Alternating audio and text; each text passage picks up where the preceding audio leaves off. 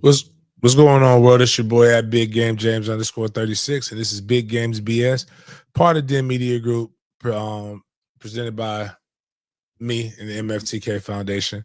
Um, Victory Monday for Mandarin and UCAA. I went 3-1 on the weekend. Should have been a victory Monday for the Jaguars, but it's not. It's not. Um, Jags, while improved, are still the Jags until proven otherwise. They good valiant effort against a good, um, well, for a good Bengals team. That team ended up not being anywhere near as good as they should be or could be. Victory Monday for me over the birthday girl, Adrian Tankard in our fantasy football league with Den Media Group. So my other fantasy, you ever like know something's supposed to happen, but then you don't kind of stay on top of it? That's what happened with me in my other fantasy football league. You know who I wanted to, this sounds weird to even like speak, right? I didn't play a quarterback At all? I have Brock Purdy as my quarterback. And he's out. But I did go try to get Daniel Jones. And I wasn't up there on the waiver wire. Somebody else got Daniel Jones. I was desperately trying to get Daniel Jones. I went up against Trevor Lawrence. Thank God for the 3 interceptions. Thank God. But you know who I had at wide receiver? And thank God for Tyson Campbell. I had Jamar Chase. Okay, yeah. But I went up against Malik Neighbors. Right now, I am down. I have a chance to win. I'm down without playing a quarterback. 115.94 is what the team I'm playing against. I have 100.9. McConkey is estimated for 15.75. I need you, white boy. Help me, lad McConkey. You're my only hope. Like, just funny, just how we can go down to stuff like this. Still got to find me a quarterback. But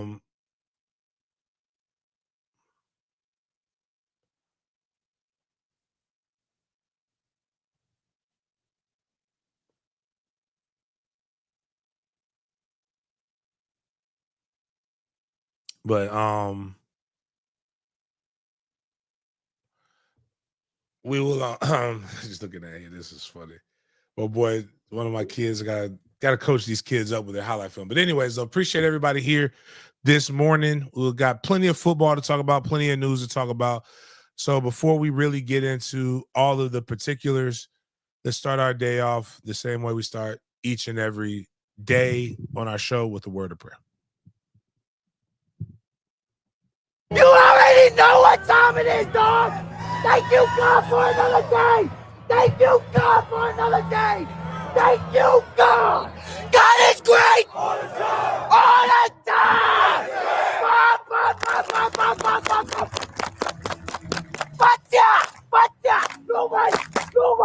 Nobody wanna thank you, God. Thank you, God.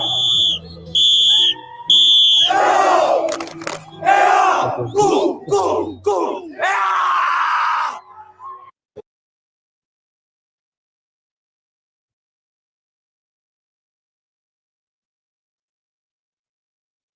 All right, Jaden.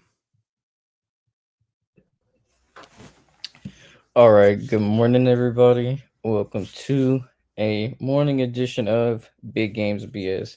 here on September 15th on a Monday morning. This is your first time here at the show. It's called Big Games B.S. because we bring the good, the bad, and the BS of the sports world, excuse me, to your screens, eyes, and ears. First things first, we have our MFTK segment to discuss. Got some film, a quick video clip to watch, while also observing the Mandarin University win over Bradford. Then we're going to transition to some NCAA college talk. Going to start out with the Seminoles, even though we had a bye week. Touch up on some information regarding the sports programs at that schools while getting into college football. So we're going to discuss the new AP polls and some notable games and moves that happened during this week of college football. Now we'll transition after that with the NFL. We'll go over some of the notable NFL games, starting with the Jaguars versus the Bengals. And then we have some player updates as well before we get into our Big Games BS section where we bring the scope of the conversation outside of the typical football world. Gonna start out with our BS or bus and food segment, and then gonna talk about the world-renowned boxing match that occurred on Saturday in Vegas. So first things first, we got an edge rusher in the making, an elite pass rusher in the making, courtesy of your Twitter account, James. So posted this. Got some game film on your boy right here, man. Looking good, flexing on him, and I'll play this without any sound so you can describe how it was being on the sideline watching it right there. Well, they had him at safety, and it's not very effective. But they put him on the line and just said, "Hey, killer, just go." And he was coming off like he made like 4 tackles in a row when he first came off the edge. But that part right there just tripped me out. Like I don't be doing like just one. I do want to say, hold on, let's see. I'm gonna watch this get boom. Got back there. I think he had like the problem I do with my sons is we do contracts. We discuss payments, and he does things. They do things for Robux. Trey had 4 tackles of his own at linebacker. He's in a age group right now where he's just every time he moves up, he's no longer the biggest. So they're 13U. He probably should be playing 12U, but he's going for the challenge. But Kaizen, he's one of the older kids in his age right now. He turns 7, I think. Yeah, 7 next month.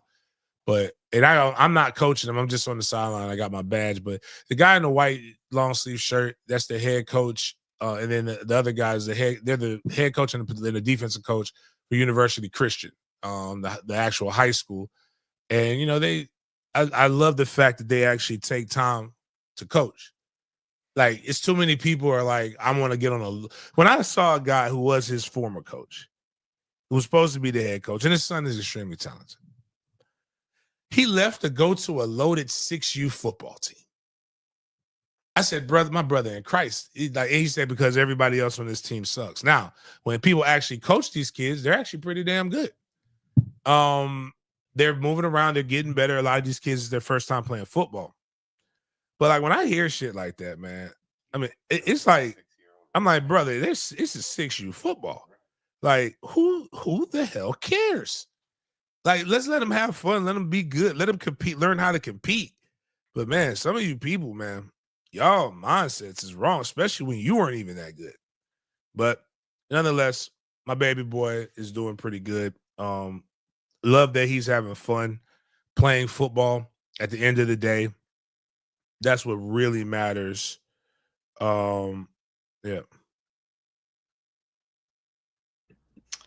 Now we went from a future Mandarin U star in the making. Let's talk about Mandarin U's win over the Bradford Tornadoes on Friday. So, even though the play clock said 5:50, the game ended with this same score, with the Mustangs defeating Bradford 14-7, a low scoring game. I forgot exactly what score you predicted for this game, James. I think it's a little bit higher of a Yeah, a lot total.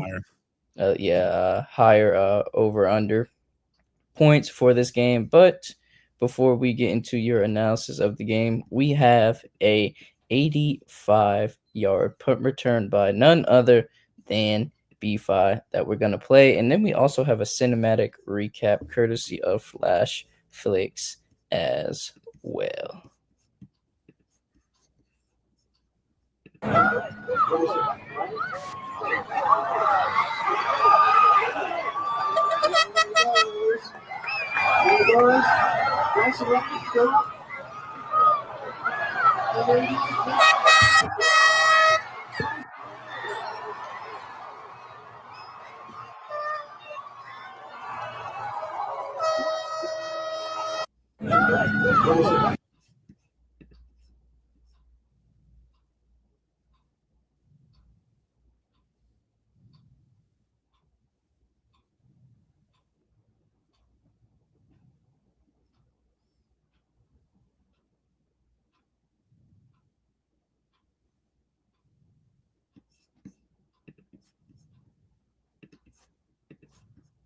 Shout out to B-Fi, and then shout out to Flashflix for the cinematic recap right here. Has some music in the background, so we're gonna mute it, but still gonna play the video right here for you guys. There is no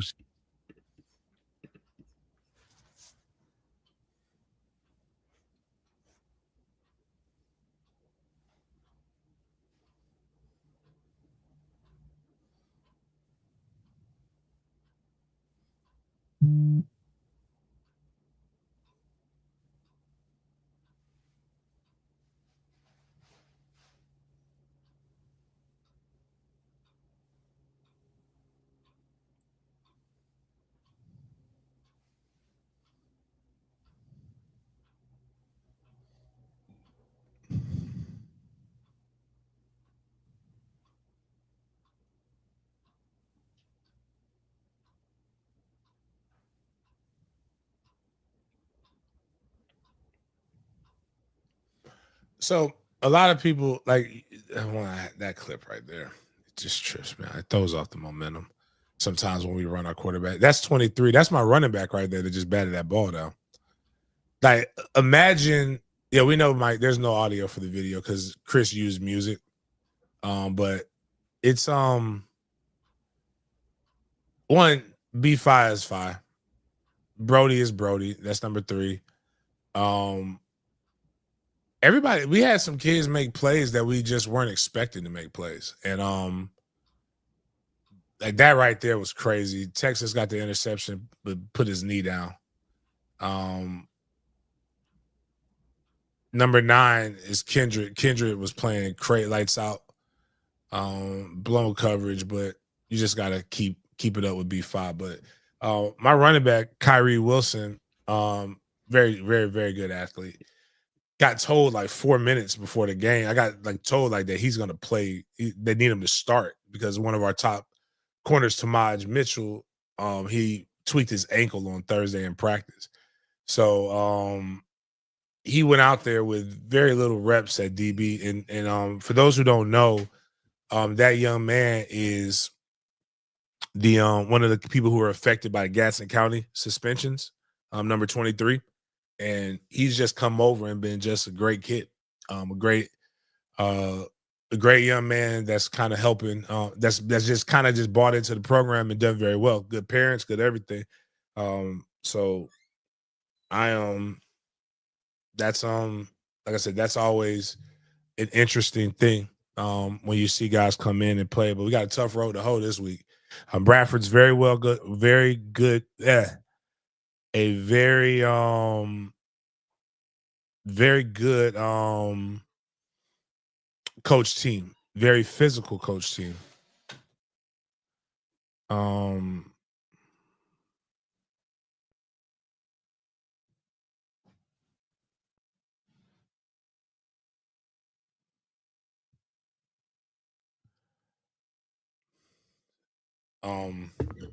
Yeah. Anyways, outside of that, good game. Can't wait till we get to the rest of it. Hey, pause me real quick. I gotta take this call. All right, so we're gonna discuss some FSU news for you right quick. We're gonna come back to the football section, and we're gonna start with the real football, some might say, with FSU soccer. So, gonna full screen this for you guys right here, and then we're gonna get this shared with you. So, FSU's women's soccer team, shout out to them. They defeated Syracuse. So their account, FSU Soccer, said another multi-goal shutout win. FSU begins the road trip with a 4-0 win at Syracuse. It's 6 clean sheet and 6 multi-goal game of the season. Man, those ladies are always showing their dominance on the field, especially in the ACC. You see it right there. It's their 6th clean sheet and 6 multi-goal game of the season. So they are putting BTA to other soccer teams out there, and their defense is one of a kind as well. So shout out to the Lady Seminoles for getting that job done. We have a volleyball update as well from my Seminole fans. They defeated Auburn 3-1. So shout out to FSU volleyball for getting that job done as well. And then we're going to have to highlight a special someone if you are a real FSU supporter, and that is FSU AD Mike Alford. So the FSU AD is the new chair of the D1 baseball committee, and he has a clear vision for his new role. He told Baseball America why the eye test matters, how mid-majors will get a fair shot, and much, much more. So you click on this link, share this with you guys. This is according to Baseball America. Michael Alford echoed a familiar refrain among college baseball's power brokers after being named chairman of the D1 Baseball Committee last month.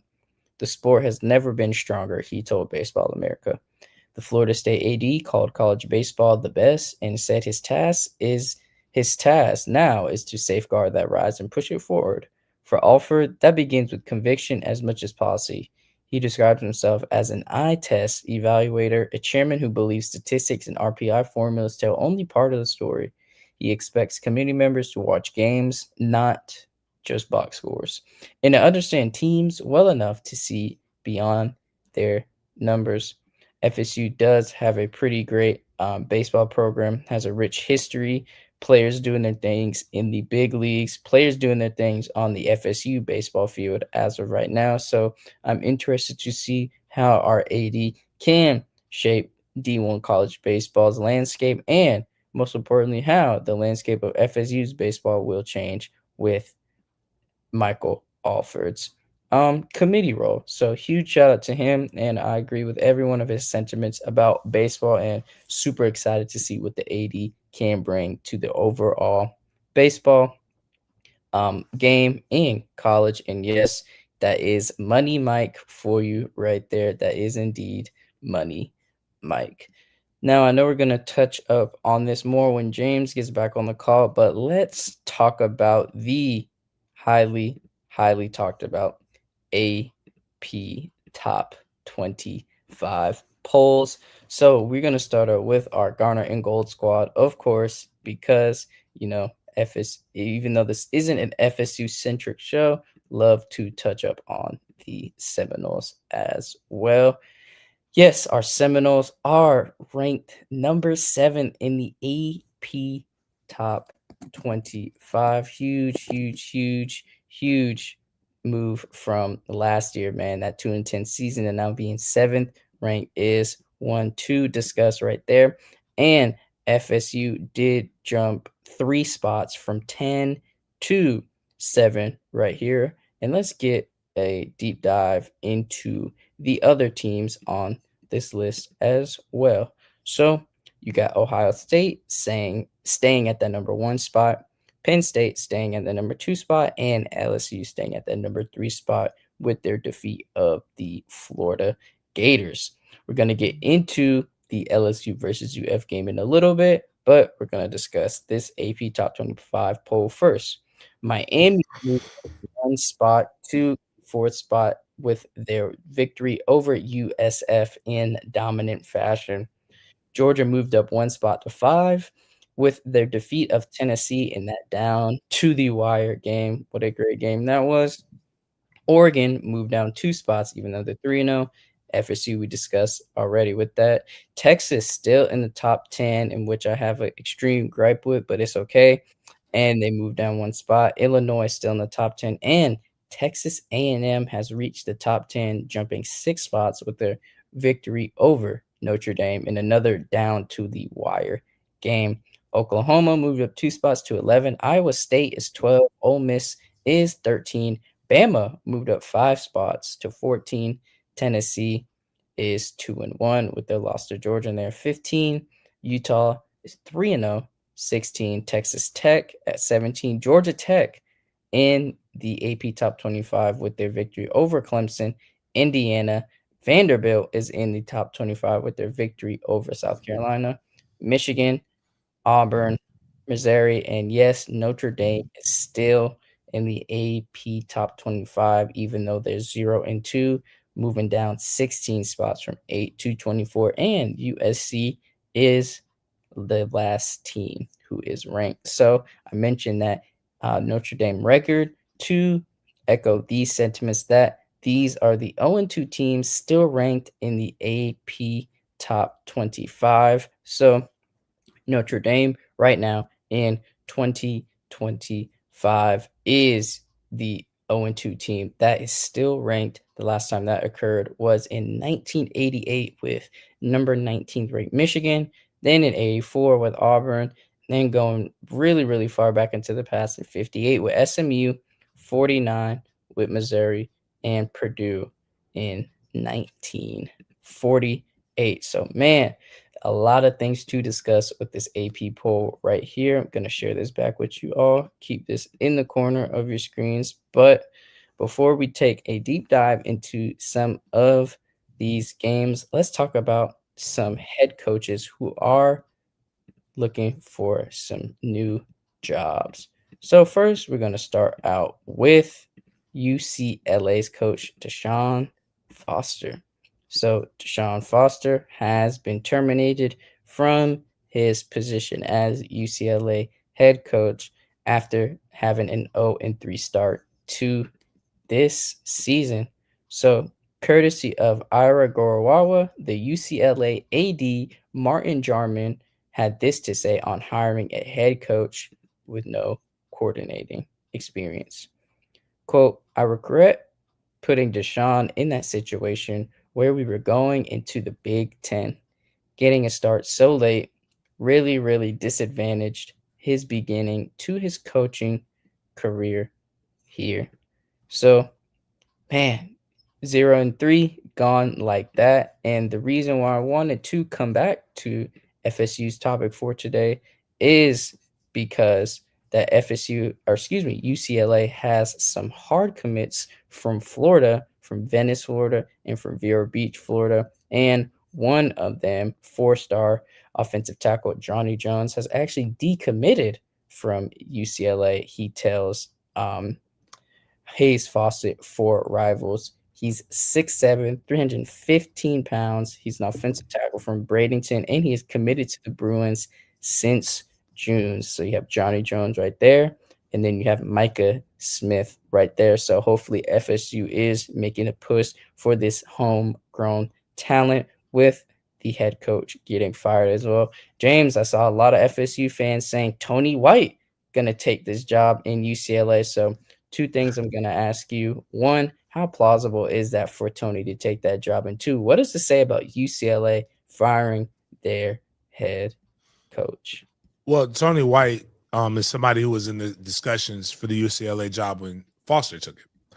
So and that's his alma mater. So one can naturally suggest that, hey, this might be the natural order of things when it comes to that. But I don't see that one happening because you take jobs that are going to enhance you, like kind of put you in a place, like not put you at a disadvantage. I was trying to find some of the stuff because like there's a lot of other talk about the structural problems that are present when it comes to that job. Yeah, like I said, I don't think you want to go into a situation where you're a dead man walking. And let's just look at you and even for UCLA, they need a guy. They probably need an experienced head coach at this point. The last few guys who have taken that job have all failed, including a guy with not head coaching, Jim Moore Jr. You've had a whole bunch of guys that have gone there, and the energy just is nowhere near the same as it's consistently been other places. So like you need a active NIL, you need job security that you're not really currently getting for the most part. And again, you have to ask yourself, do I want to take this job and be a coordinator in a few years?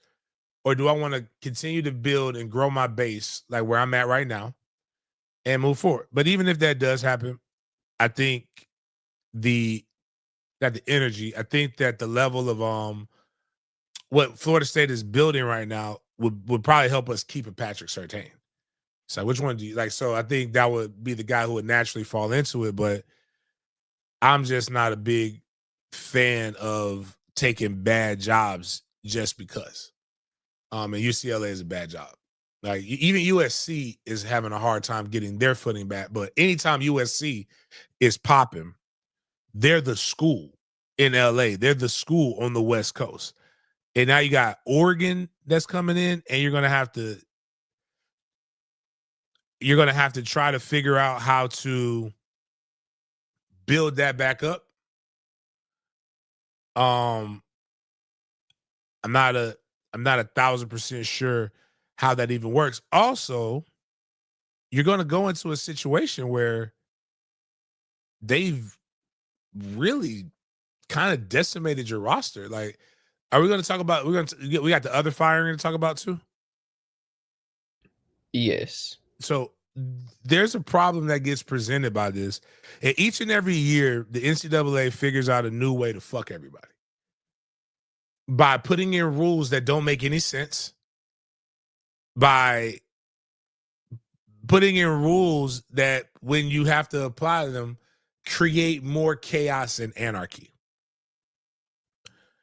But I want to talk about it in totality, I guess, when it comes to that. But I wouldn't take that, I wouldn't touch that job. And why are we firing people? I found the tweet from Stuart Mandel. Fire people 3 games into the season. What the fuck does that do for you? And you're making it worse. Right. The only thing that you get for firing a head coach early is you're going to have to fire the next head coach early.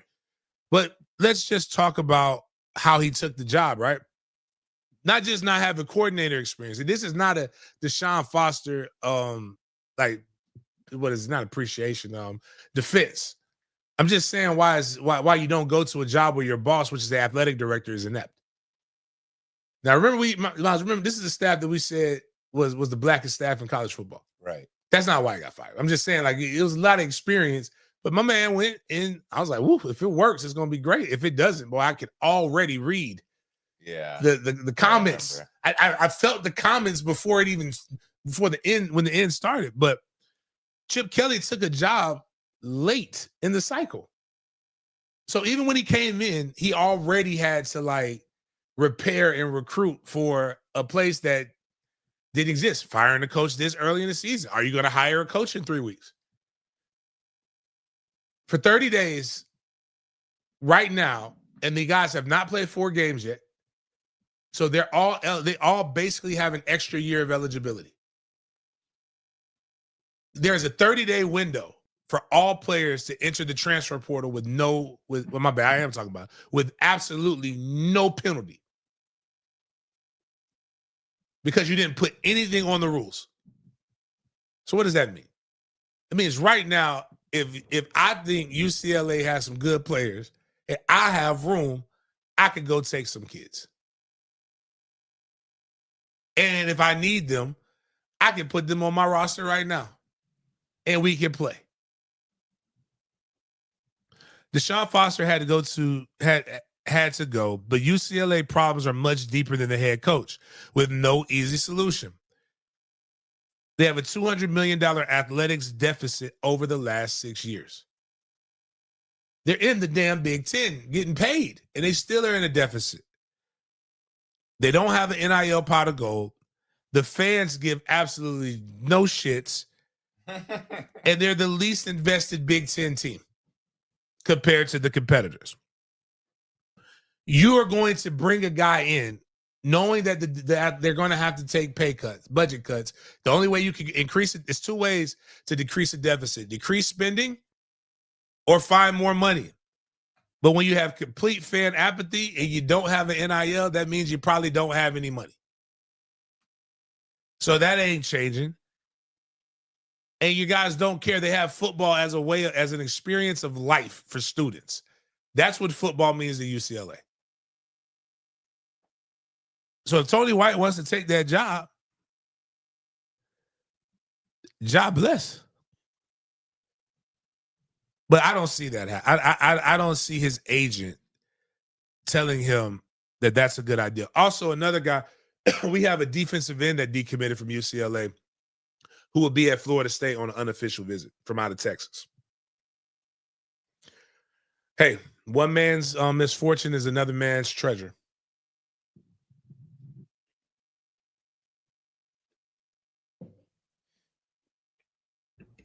We also were aware of the Virginia Tech head coach firing. That is Brent Pry. So Philip Montgomery will serve as interim head coach. This is on the cusp of Virginia Tech, similarly to UCLA, starting the season off 0-3, losing to South Carolina, Vanderbilt, who is now ranked, and Old Dominion this past Saturday, 45-26. So FSU will now face 3 interim head coaches in their final 10 games, according to Ira Schofield. Sorry about that, Mr. Ira. And so they are facing these teams with 3 interim head coaches: Kent State, Stanford, and Virginia Tech. And he put this in as the last sentence, and it could be 4 if Napier gets got by then. I doubt it's going to happen that way, but FSU will now face 3 interim head coaches in their final 10 games. So James. This affects you. Yeah, I was just talking to your homegirl about this. Well, not about the firing of the coach, but like, how her nephew doing. And like, nah, this is terrible. Oh yeah, she was saying the new coach had it off. Oh yeah, it's hard to get your spot when you got different. And now he's got a 30-day window. Need to get him up out of there. Get him up out of there. Virginia Tech is dealing with what Florida State dealt with, but on a much worse scale. It just shows you how the brand and the logo is a little bit heavier down here. Florida State was able to transition to Jimbo Fisher with another national championship post Bobby Bowden era. We've had our struggles since then, but nothing like Virginia Tech. I think it's like Virginia Tech's at least 3rd coach. Because the reason why Mike Norvell got the Memphis job is because the Memphis head coach before him went to Virginia Tech, and he obviously got fired. Brent Pry got fired. I guess he was right after that. Yeah, it's just crazy. Like, you got to be able to have some kind of stability there. You know who's laughing at them right now and who wanted that job? But right now, he would be an idiot if he took that job. Shane Beamer. You know who Shane Beamer is? Former coach, former player, son of your legendary coach, Frank Beamer. And he wanted that job. He went up for that job. And you hired Brent Pry. And now South Carolina is doing well for South Carolina standards. South Carolina's like Kentucky. It's one of those schools where as long as you're competing, you'll be there forever. Now, they did lose Lenore Sellers, their top quarterback, but at the end of the day, the kid, like, their USC junior is doing pretty good. But again, another turmoil place. You just had kids transfer in. Now they got a 30-day window to transfer out. Virginia Tech actually has some wide receivers that are pretty damn fucking good. Like, you're going to go in and this is why I always say it's very difficult to hang your fortunes, and why I'm glad they're getting paid, especially now that they're getting paid and other things, on 18 to 23-year-olds. Because imagine if he gets that win, they make that catch, or they're able to stop Cam Ward 1 or 2 times. Imagine a world where they beat Miami last year. Brent Pry is probably on a completely different trajectory. But he's not. Now he's getting the chance he's going to get home. But again, what does firing him right now do? Is Virginia Tech, is UCLA, are those one of the top jobs in the country that you could go out and aggressively get somebody? And it's the same thing that I asked Florida State when they fired Tag so early. You can do a coach search without this. There's one guy who owns 75% of all coaches. You're going to negotiate with him anyway. That guy is Jimmy Sexton. So you just need to call Jimmy and say, hey, man, send me 5 guys that you think are interested in the Virginia Tech job by the end of the season. We want to do our due diligence. You don't need to hire a searching firm when it's this consolidated. Yeah. Or your athletic. You heard the GOAT. Didn't we hear? Didn't AD said this? Every year I meet with my staff. We have about 4 or 5 coaches that we keep track of, just in case something happens. You got to be prepared. It doesn't mean you're going to get them, but at least you know, all right, I'm watching. I'm about to do all the research, all the information that I can possibly get on this guy, because this is somebody that we intend to move on from. We have them here. But like firing them now, all it does is gut your current staff. All it does is gut your current team, potentially. It creates uncertainty in recruiting, because now who's going to recruit? Now you have to hope that kids come based off of the name. Yeah. And I'm going to tell you what's going to happen. You're going to go hire a G5 coach, right? How does G5 coach? They're going to do what Mike did, which I think is honorable, right? But at the same time, I don't give a fuck about honorable if I want to win, right? You're going to let them at least coach their G5 team to their last game. And then they're going to be a bunch of tears and crying, and I got to go do what's best for my family. And everybody's going to applaud the adult when they get mad at the kids for doing the same thing, because that's capitalism. All you're going to do is just create more issues. You're going to make in this climate, you'll make your program trash unless you hire the best G5 guy. And you know what that G5 guy got to do? And it worked a little bit for Indiana. When Indiana's coach left, I believe he was at James Madison. I can't remember exactly where he was at, but I'm pretty sure he was at James. He left and he took his guys with him that he built this other program up with so they could understand the language. Dion, same thing. Leaving Jackson State, going to Colorado. I brought my own Louis. But then it leaves you in another issue, because when your Louis gets banged up or you give it away, now you don't know how to live without Louis. Life without Louis. All I'm saying is we got to start, maybe there's a coaching firing window. Like we can say, like, you got to get to October at least. It's like the GMs aren't concerned with winning more as keeping their job another year. So they're doing stuff for publicity to make the people happy. Like, oh, it's like CYA.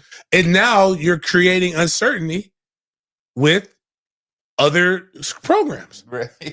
Now Tony White got to answer, and I know I've been just as guilty of this shit as anybody else. I'll tell you how I was guilty of this. God, I can't think of the guy's name. He was Wisconsin's defensive coordinator.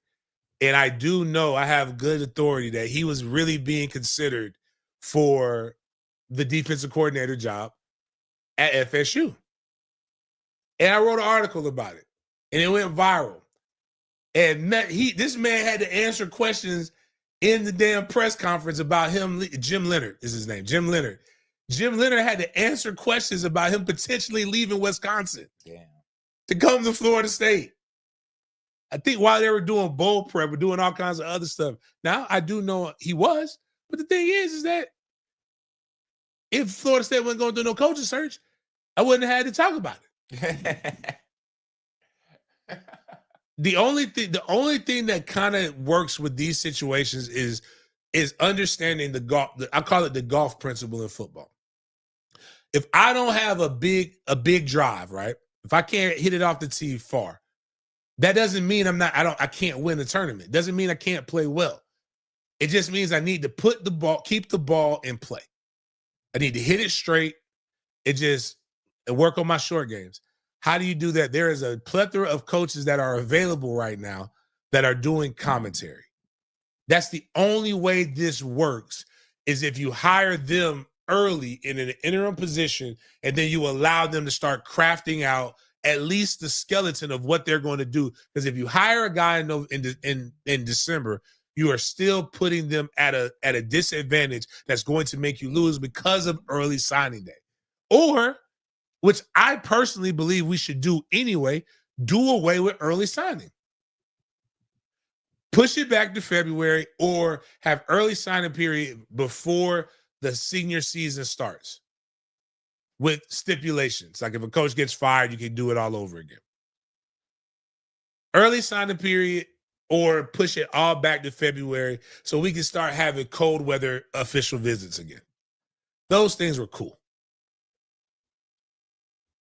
And you can sign early anyway. As long as you graduate in December, you can enroll in the you can enroll in the spring semester. They've been doing that since before I played. The only way it works again is if you hire coaches that are already not working. But even those guys have reasons why they're not working. But maybe they could do it better in the redo.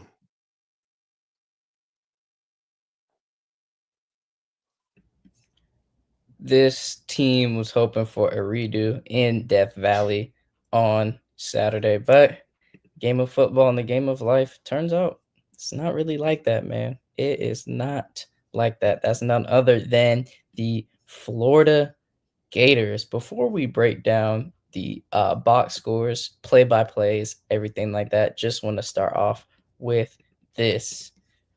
Whew, man. Yes, you see it right here. 1 passing touchdown, 5 interceptions from Florida's quarterback, DJ Lagway. Technically, in his defense, because I don't want y'all ganging up on this young man. That's a young black man that's doing a really good job. He's trying his best. He threw 2 passing touchdowns. One was just to the other team. He threw a pick 6. So we should give him credit for those are points that neither team would have had without his involvement.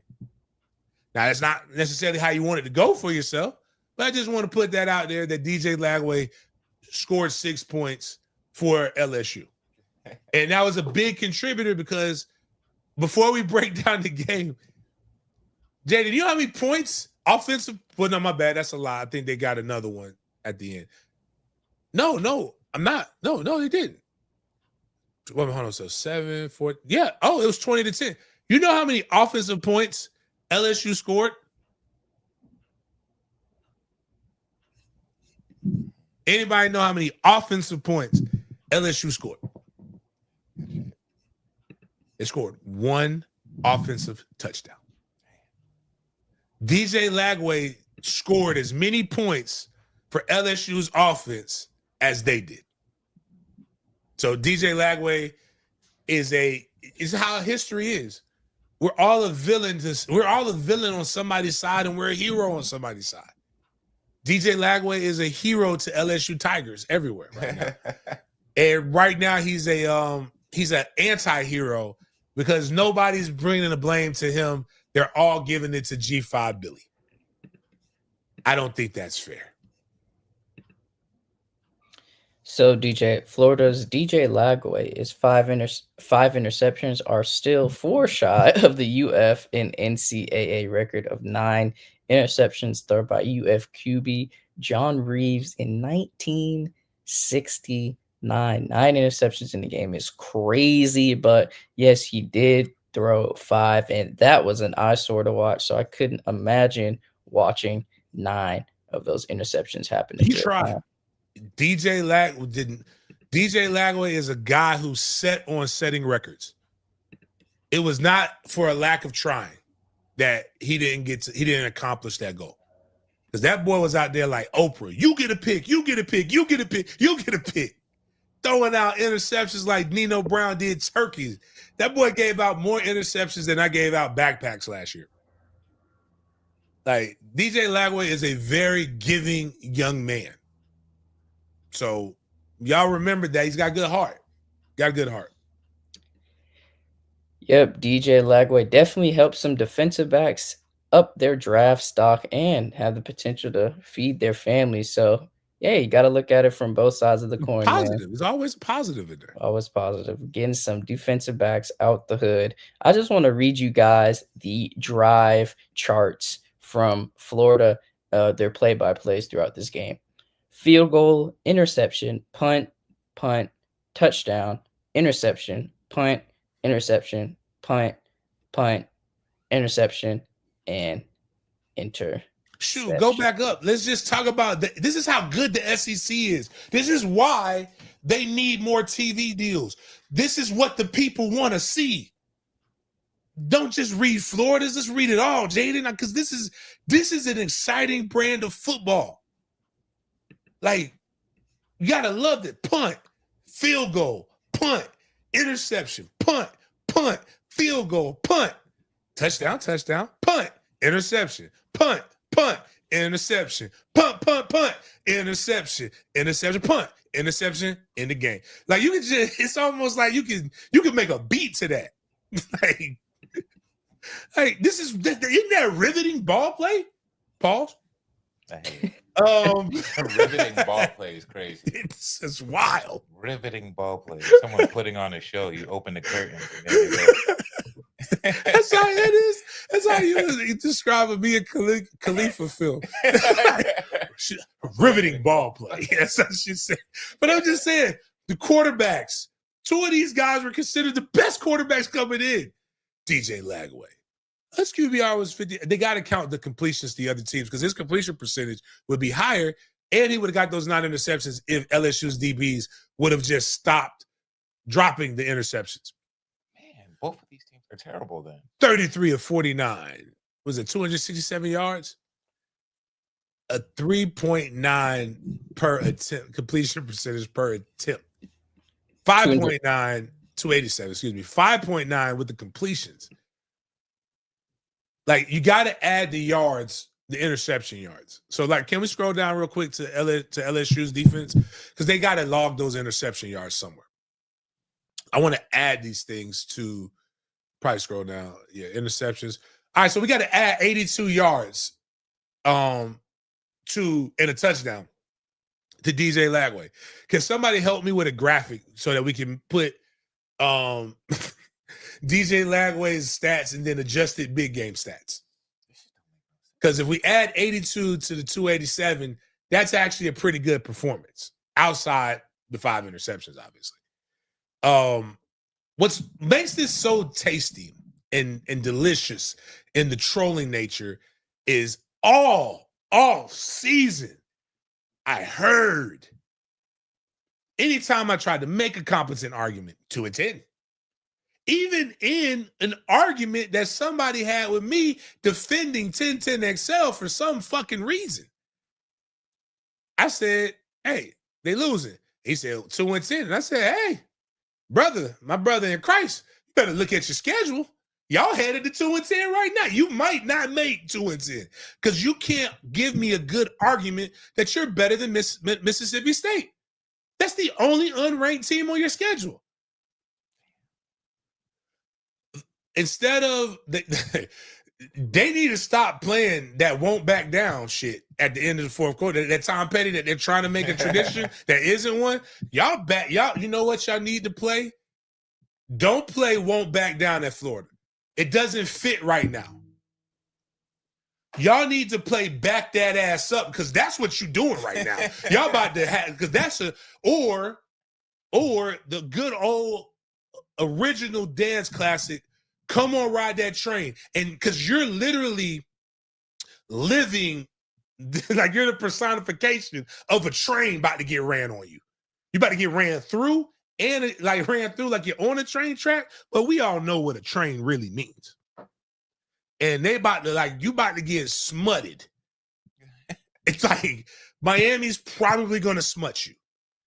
And then you get to let that thing, you're going to get gaped. You let that thing heal up a little bit, and then you're going to get ran through again. And then Mississippi State's going to be the guy who has to get to you after all the other people smashed.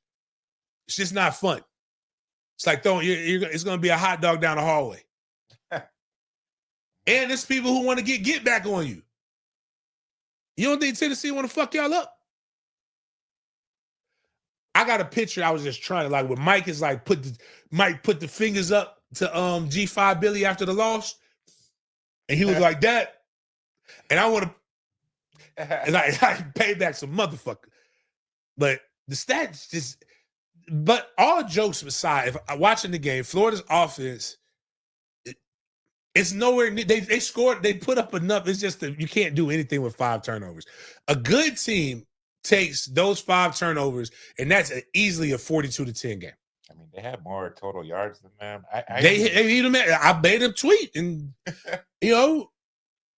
usually when you got good D, when your D is pretty good and you're getting good top, you should win. But sometimes if it's, I go back to the box score, Jay. What was the top? It was a really big 37, 46 to 22, 14.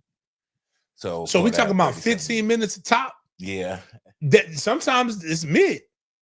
Sometimes the top is mid, and you can't get to the arrival that you want, and you just sitting there trying to encourage them, but they don't know what they're doing with the top. That's why it took so long.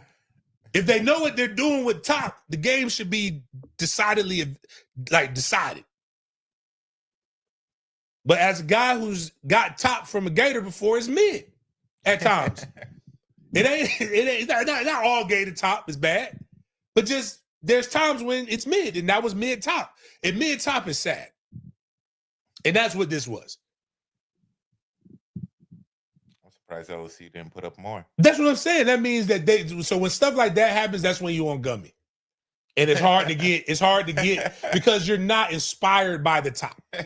The top did not give you any inspiration to be able to arrive the way that you needed to in a splash, like a blowout. So that's what was going on right here. Is it was just a mid top. And the 5 interceptions by my brother, it should have been like at least I saw 3 interceptions drop. And I was just to the point where I want him to get a shot, but I don't know if I want him to get a shot this way. Because everybody know I'm a Tramel Jones, my guy. That's my kid. Drake Stubbs, my guys, my kids. I love them. Always love those guys. They just went to the wrong university. But when they're done, I'm gonna fuck with them. They're my kids. Love them. But I'm like, man, put Tramel in. But then I thought about, because this would have been a safer environment. Don't put Tramel in next week. Do not put Tramel in next week. Let DJ take that ass whooping. He earned that ass whooping. Don't put my young bull out there to get his ass whooped. That's called child abuse and child neglect. Them boys, it's going to get it's going to get worse before it gets better, because they're losing like this breeds turmoil in the locker room. And we'll see when we get through the other stuff, because I'm sorry. It's like a we didn't play, but we won.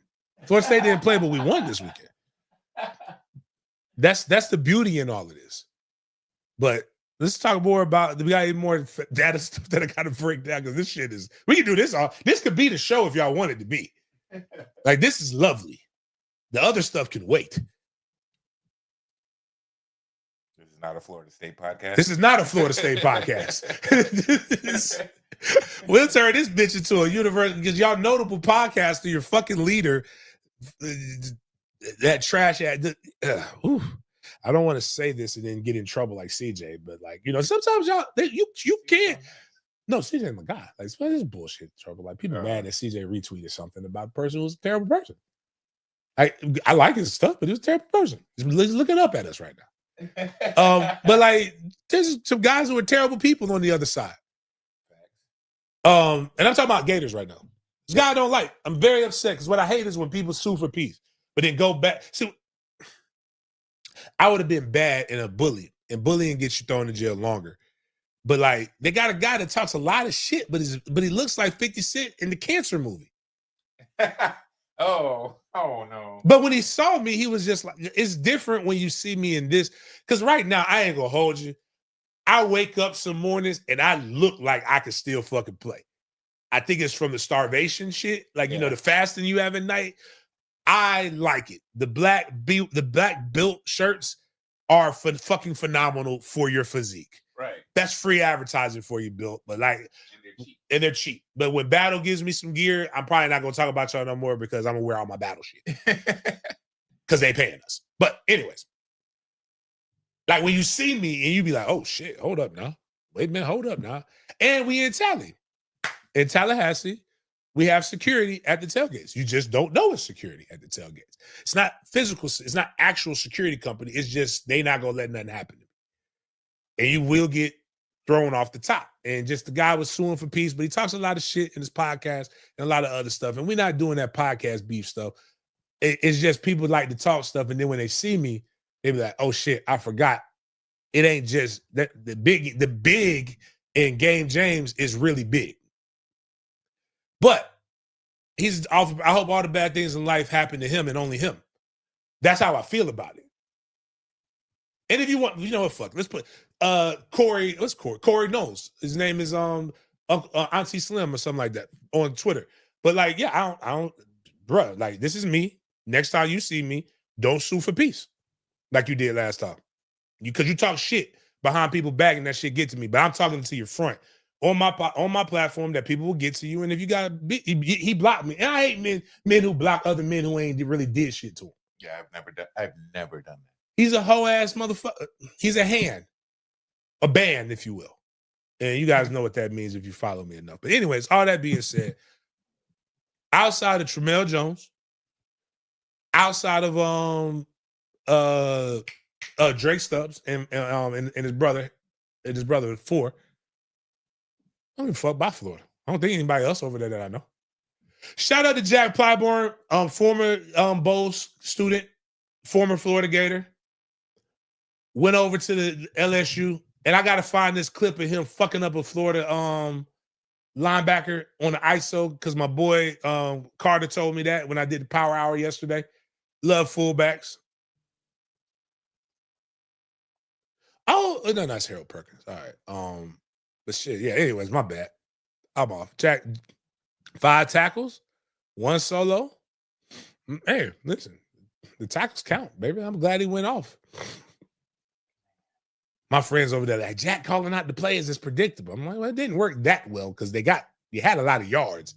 It's just your quarterback stings. He's pulling his best Trevor. Oh, boy. Yeah, listen. Losing you. I'm going to wait. I'm going to wait. Because, again, I want to find our great YouTube short about motherfucker ball since people acted like I wasn't that motherfucker. But, like, this motherfucker not practicing motherfucker ball. I'm done with him. He can go. He can go. BTJ, you're going to get a little bit of rebuke too, but we'll get to that. Man.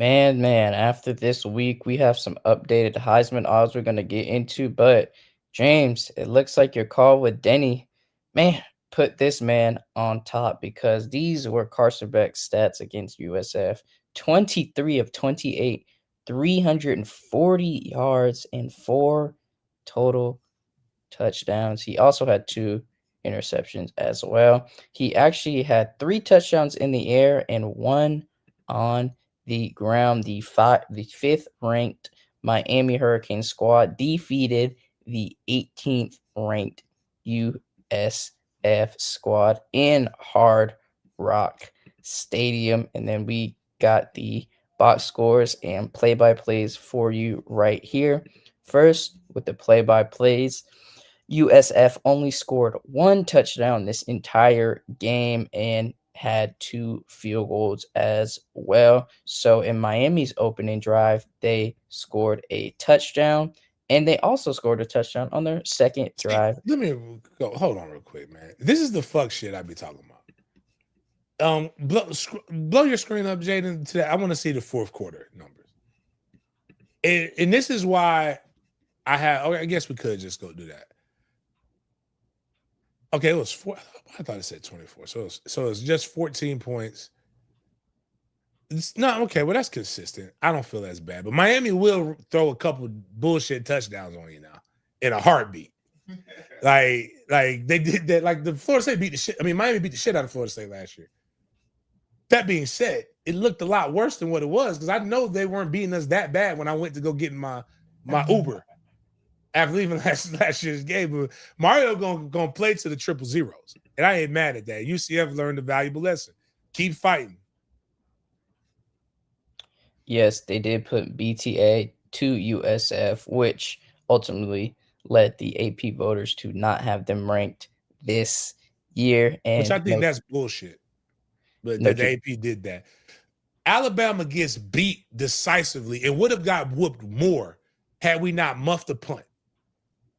There was at no point outside of the first drive, which was a long time, that Florida State did not have that game that Florida State was not an advantage in that game. But then they beat Sisters of the Poor, Louisiana Monroe, and they beat Wisconsin, who wasn't ranked. And now they're rising up the polls. USF beats a Boise State team that was ranked. They beat a Florida team that was ranked. And then they lose to Miami. And that drops them all the way out when Notre Dame has lost 2 times to ranked opponents. There's I think Purdue is still in the top 25. There's teams in the top 25 that are 0-2 that you're going to have to convince me are better than USF. That symbol. The brand that brand. we're ranking brands. We're not ranking teams. Right. And that's where it's messed up. Sorry, soapbox. But Carson Beck, go back to Carson's stats, blow him up real quick. I just want to see Carson Beck. I'm assuming when they said 4 total touchdowns. Yeah. So he was 3 for 2 on the touchdowns, 23 for 28. So technically he was 25 for 28. Lil Wayne came in, Emory. 340. Carson's got Mark. See that now. That's what's a little bit scarier. Mark Fletcher, going off really good, 120 yards in a game against South Florida that had been doing pretty good stopping the run. That's awesome for him. Man, it's hard. It's hard to talk bad about Carson. I like Carson. This is like Carson's. I don't want to put this, but this is our Anthony Richardson this year on the show. So we will not say a bad thing about Carson Beck. Mandarin University alum, trained with my guy Denny. I'm going to be in this, depending on how the Miami game goes, I'll be in this box for the Louisville game again. Hey, but yo. You said what? I said, hey, yo. Now that you say that, I can recognize that. Pause. But anyways, you got to get those 2 interceptions against South Florida. I don't know how the 2 interceptions work. I'll get more info from Denny, but you can't have that in games like that. Better teams will take advantage of that. And South Florida's quarterback looks like he got off. He did pretty good.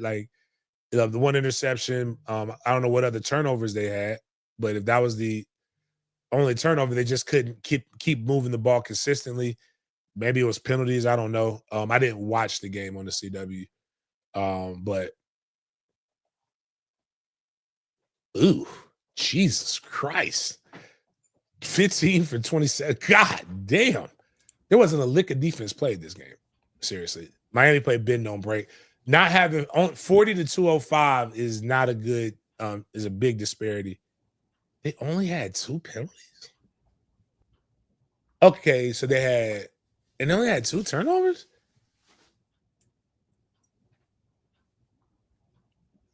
All right, well, so they must have just been going 3 and out a lot. That's wild, but yeah, they went 7 of 19 on 3rd down and 0 for 2 on 4th down. This game had a nasty weather delay. There was thunderstorms in Miami, so the teams had to wait over an hour. So I can only imagine playing, getting sweaty, going back to the locker room, getting dead legs, going back out there and playing, and it showed in the scoreboard because Miami did dominate 49-12. Speaking of Miami, James, with Carson Beck's performance, we have some updated Heisman odds via Caesars Sportsbook. Carson Beck on Caesars is currently in the lead for the highest chances to win the Heisman with plus 825 over John Mateer, just by a little bit. And Dante Moore is in 3rd. Garrett Nussmeier's 4th. Gunnar Stockton, Baron Morton, Ty Simpson, Alabama QB. That's a brand look right there. That's bullshit. But Morton, Simpson, Dampier, Castellanos are all tied with plus 1,600 as well. Just wanted to update you guys on these Heisman odds via Caesars. So now we're going to talk about some more notable games that occurred during this week of college football and get into some discourse and discussion. So first and foremost, let me share this tab with you guys. Cool. Indiana defeated Indiana State in their state rivalry 73-0, having a shutout game. Fran Brown is washing after defeating Colgate 66-24. Wifey is happy he's taking a bath. And James, and we are here at our Big 12 matchup between Colorado and Houston. Colorado losing 20-36. Let's see how that third string QB did. Yikes. 19 of 35, 204 yards, 1 touchdowns, 2 interceptions with a QBR of 27.7. Man, I don't know how long Jordan Seaton is going to continue to be on this Colorado team, because definitely one of the best tackles in college football, and looks like his reps aren't getting that appreciation it deserves with the wins. But James, man, Colorado, Dion, they're in the blender right now. Their schedule is only going to get more tougher as they face Iowa State later on in the year. But let's just go take a back look down. My bad. No, go back to the total yards discrepancy. Okay, so 131. So they're putting up 2 turnovers. Man, you can't give up 431 yards of offense, man. Like that's not an effective way to win, Dion. Maybe we didn't give Shadur enough credit. But I also know this. They had 4 guys in the NFL right now that play receiver. So like that is an advantage but this is also why you have to recruit. You know, there's a lot of much ado about nothing. And it kind of reminds me like I joke with here locally, how Reigns wants to make a rivalry with Mandarin. Colorado and the press, because Dion was hot, wanted to make a rivalry between him and Mike Norvell.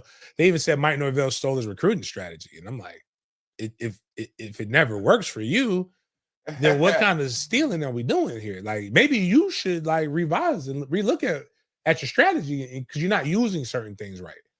And I just find that all funny and odd. So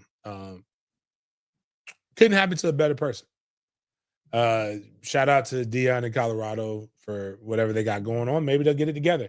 Or they're going to be looking like the University of Florida.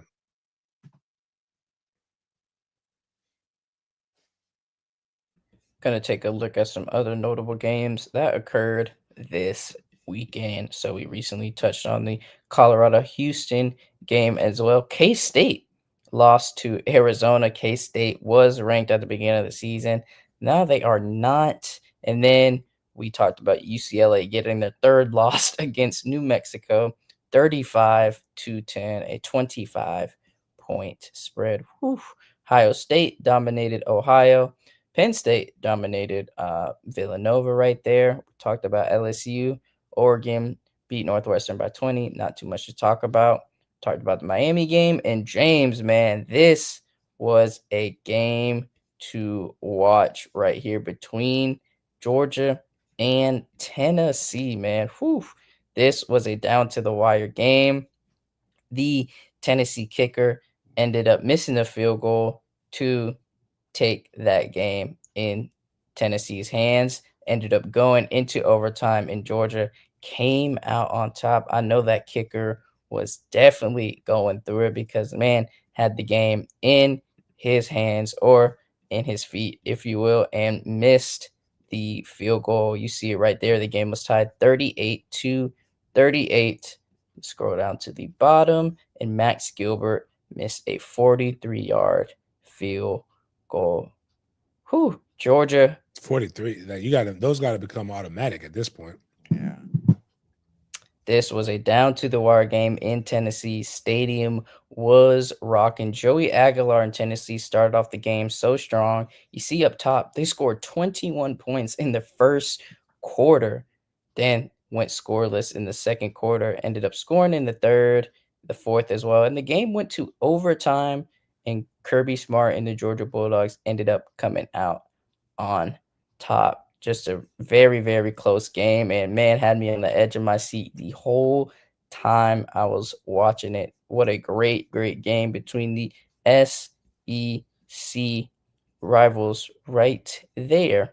Texas played UTEP and they won 27-10. Still not too high on the Arch Manning train. Should have had more points, and he should have had another intercept. He should have had an interception tacked on to his box score as well, because man, these aren't the 3A and 2A teams you were playing in high school, my guy. And there's a lot of speculation that he is dealing with injury. And Sark, who just welcomed a newborn baby to the world, is not revealing the truth about Arch Manning's situation. So I don't know how it's going to end up in Texas, in Austin. But man, that burnt orange is still one of my favorite colors. But Definitely one of mine. I wanted to go to Texas because of the burnt orange. Yeah. it's a great color, man. Great color. But whew. Arch is playing like trying to give back shots to a lady with no arch. That's exactly what that looked like. That's what that box score looked like. Just not good. It's okay. You like them. They're good people. But Arch, you got to be Arch. Like right now, the Mannings are about to move on from Arch. You see they're giving all the love to Peyton's son right now. So they're about to move on from you. Do you have the machine behind you? Don't lose your. See, is this a safe space to speak as a family? Because we learn about topics here. Until we get 10,000 plus subscribers. Then we gotta chill. Then we gotta chill. No, fuck it. Like I don't give a fuck about that shit. I'll move on to something else. I gotta be every 10 years I do something different. So I don't know. Like I don't know what that actually I do know what the difference is. The fucking PR for a 15-year-old right now. The public relations manager for a 15-year-old. This is when people say white privilege, right? Arch Manning is a big example of what we mean. It doesn't mean you don't have to work hard. But what it means is this. Arch Manning, if he does anything, he would be successful. It's literally laid out for him, and he didn't do anything to earn what was laid out for him. The family in front of him did all of the work. Too big to fail. That's what we mean. Like he has a privilege to be talked good about than anybody else. But when you fail, it hurts a little bit more, and it feels like people are attacking you, but they're attacking you because it should be easy. My bad. It should be easier for you. That's all. It's a thing where Arch can still fuck up this year and do good next year and probably be the number 1 overall quarterback taken. So it's still okay for him. He's living his life. He's good. It's just this is what we mean. Like it's nothing like bad. It just means this is what the fuck it means. Arch stink right now. Now we are at the Notre Dame crossroad. They lost by 1 point to Texas A&M in a great night game in Notre Dame. Marcus Freeman took his second L of the season. And you might have been wondering why the score was so close with the combined score of 81 points between both of these teams. Definitely wouldn't have taken the over, but looks like a fun game to watch.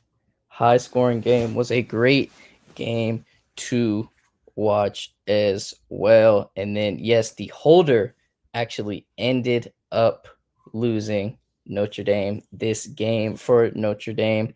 So when Notre Dame scored their touchdown in the fourth, we'll scroll down to the bottom right there.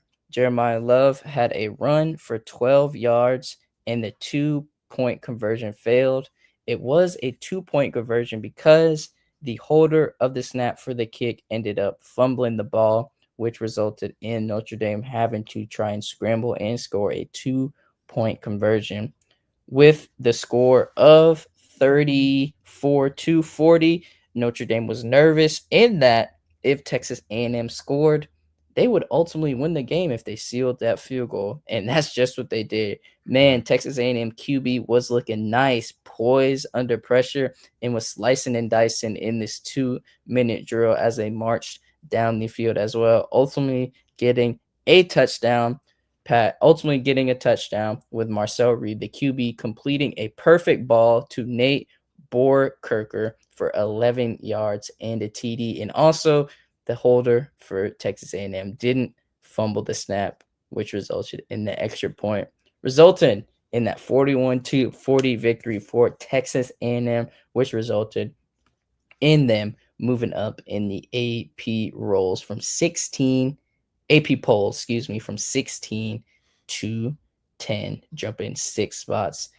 James, Marcus Freeman, like we previously mentioned at the beginning of the show, is 0-2, was the 8th ranked AP poll team, and now he is ranked 20. He and his squad are ranked number 24, even though they have no wins this season, losing to Miami and losing to Texas A&M. My opinion, man, that's not right, but the Notre Dame brand is strong. The independent asterisk is strong that many people are not considering as well. But what are your thoughts on Notre Dame's performance this season and their placement in the AP top 25 still? Shouldn't be in the AP top 25. Couldn't happen to a better person.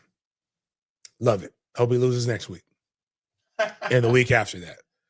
All I asked for was a comment on not Nick, Chris Mitchell. All I wanted was a comment about Chris Mitchell, a player that you got in the transfer portal that played in the national championship for you, that was a Mandarin University alumni. And you told me you didn't have time to interview with me at the Senior Bowl, and you interviewed with other people. So you and your Beijing hairline, I am grateful that y'all are getting y'all asses whooped. And next time you see me, you best answer the question, boy, when you see local media. No, just fucking with you. But I actually really didn't like the way you kind of just blew me off. But like, fuck it. I mean, cool. I want to see brothers succeed, but you in your own way.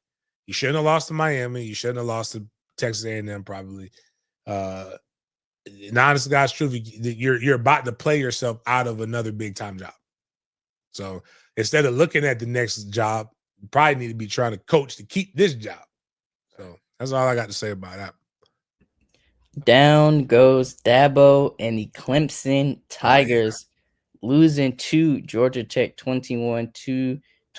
Haynes King, man, showing he can do both. Let's take a look at this box. Listen, man, Haynes King is like a folk hero at this point, man. I don't want him anywhere near an NFL franchise that I love, but I absolutely love watching him play. Like, look, like Haynes King is doing.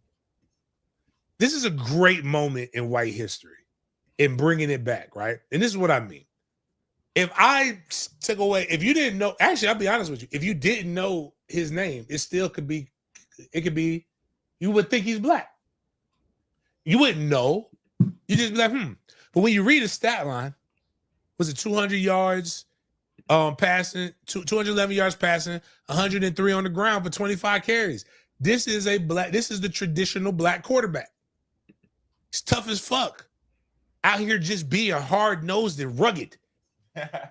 He's a general on the field. It's the first one on and the last one in the league. All of the good superlatives that they use that let you know, like, this man is making Georgia Tech football fun to watch. We've seen him get rocked, and he does the thing that we love, the toughness in football. Get back in there. Can't let my teammates down. I got a Georgia Tech. We'll have a Georgia Tech cinematic recap just because of him and Diamond Sons. It's like Diamond Son plays for them. Amari Harvey, Florida High grad, plays for Georgia Tech. So I have to root. I always root for if they play Georgia Tech, like one person has Georgia Tech, Florida State meeting in the college football playoff. Of course, I want Florida State to beat the shit out of them. But when they're not playing Florida State, man, kudos to Georgia Tech. I root for the people I root for schools where I know people at. So yeah, man. And also like Dabo losing. Because Dabo's got to pay for some of his comments, I might not know much about the NIL that you guys know, but we don't play for the NIL. We play for a higher NIL. Nails in the Lord. Because on that day, they nailed my Savior on the cross. He didn't say that. No, I'm saying, but this is on par. This is some shit he would say. He said things like that. Nervous. Oh, no, what he did say this. I said nails in the Lord. He did say, see, y'all play for a name, image, and likeness, but I play for a different name, image, and likeness. The name and image and likeness of our Lord and Savior, Jesus Christ. That is what he said about it. He doesn't use a trend. You fail to adapt, you die. Adapt or die. And Dabo has not adapted. He's taken one transfer portal guy, I believe. And I'm going to be honest with you. Say what you want to say about me. Don't really care. It was white. The transfer portal guy he took was like a white receiver. White coaches don't do like you'll take one or two in different positions, but like if you ask Mike Norvell, you get one transfer portal guy, Mike, this year. Mike, let me think. Mike's not going to go find himself in the transfer portal. I can promise you that. Most coaches won't. But Dabo did try to. He's like, see, I'm changing. Like that would have worked. You kicked the man in 1969. What is he talking about? But they kicked him out sometimes for being too nasty. The NFL kicked him out, and then he talked about his way with the Lord. Dabo's full of shit. Dabo, definitely. Dabo was in there praying while that nut ass freak bull was getting massages. You can't be evil and lose. Fair enough. Fair enough. Georgia Tech's kicker Aiden Burr nailed a 55-yard field goal to seal this game for the Yellow Jackets, and the Yellow Jackets fans took the field goal out of the stadium as well as with Vanderbilt. Speaking of Vanderbilt, James, man, they ended up defeating South Carolina 31-7 right here, which put them in the AP Top 25. Lenore Sellers did get hurt. However, he was one of the Heisman front runners for this year. So, looks like, man, prayers up to South Carolina and to Lenore Sellers as well. Just touching on some more notable games because I know we're going to have to talk about the NFL. Oklahoma defeated Temple, Iowa State doing their thing. Arkansas and Ole Miss, very close game. Alabama defeated Wisconsin. Utah defeated Wyoming. Michigan did its thing against Central Michigan. Texas Tech did its thing against Oregon State. And you got Auburn defeating South Alabama and Missouri defeating Louisiana. Huge week of college football games. And between the Georgia Tech and Clemson game, the Notre Dame and Texas A&M game, and the Georgia, Tennessee, and Florida LSU game, man, there was a bunch of great games to watch this past weekend, and it's only going to get better from here. So we'll keep you guys updated on the AP polls throughout these college football weeks, throughout these games, and hopefully the Seminoles are going to keep on climbing to the top. Now, all you got to do, eyes up, keep climbing. To quote Mike. James, I don't know if you saw this, but looks like your boy, Brendan Marion, is, I don't know if you want to call this engagement farming or adjusting to the times, but he gave Tusi a college football offer. So Tusi, who's trying to change his career path from R&B singer to wide receiver, said, man, the Lord is powerful. Blessed to receive an offer from Sacramento State. Thank you, and big shout to head coach Brendan Marion and coach CJ Pollard. This don't even feel real, man. I'm speechless right now. Don't even know I have what no to idea say. what it is. I can't believe he actually got an offer and that it was from Sac State head coach Brendan Marion. Cool. I'm just at a loss for words, to be honest, guys.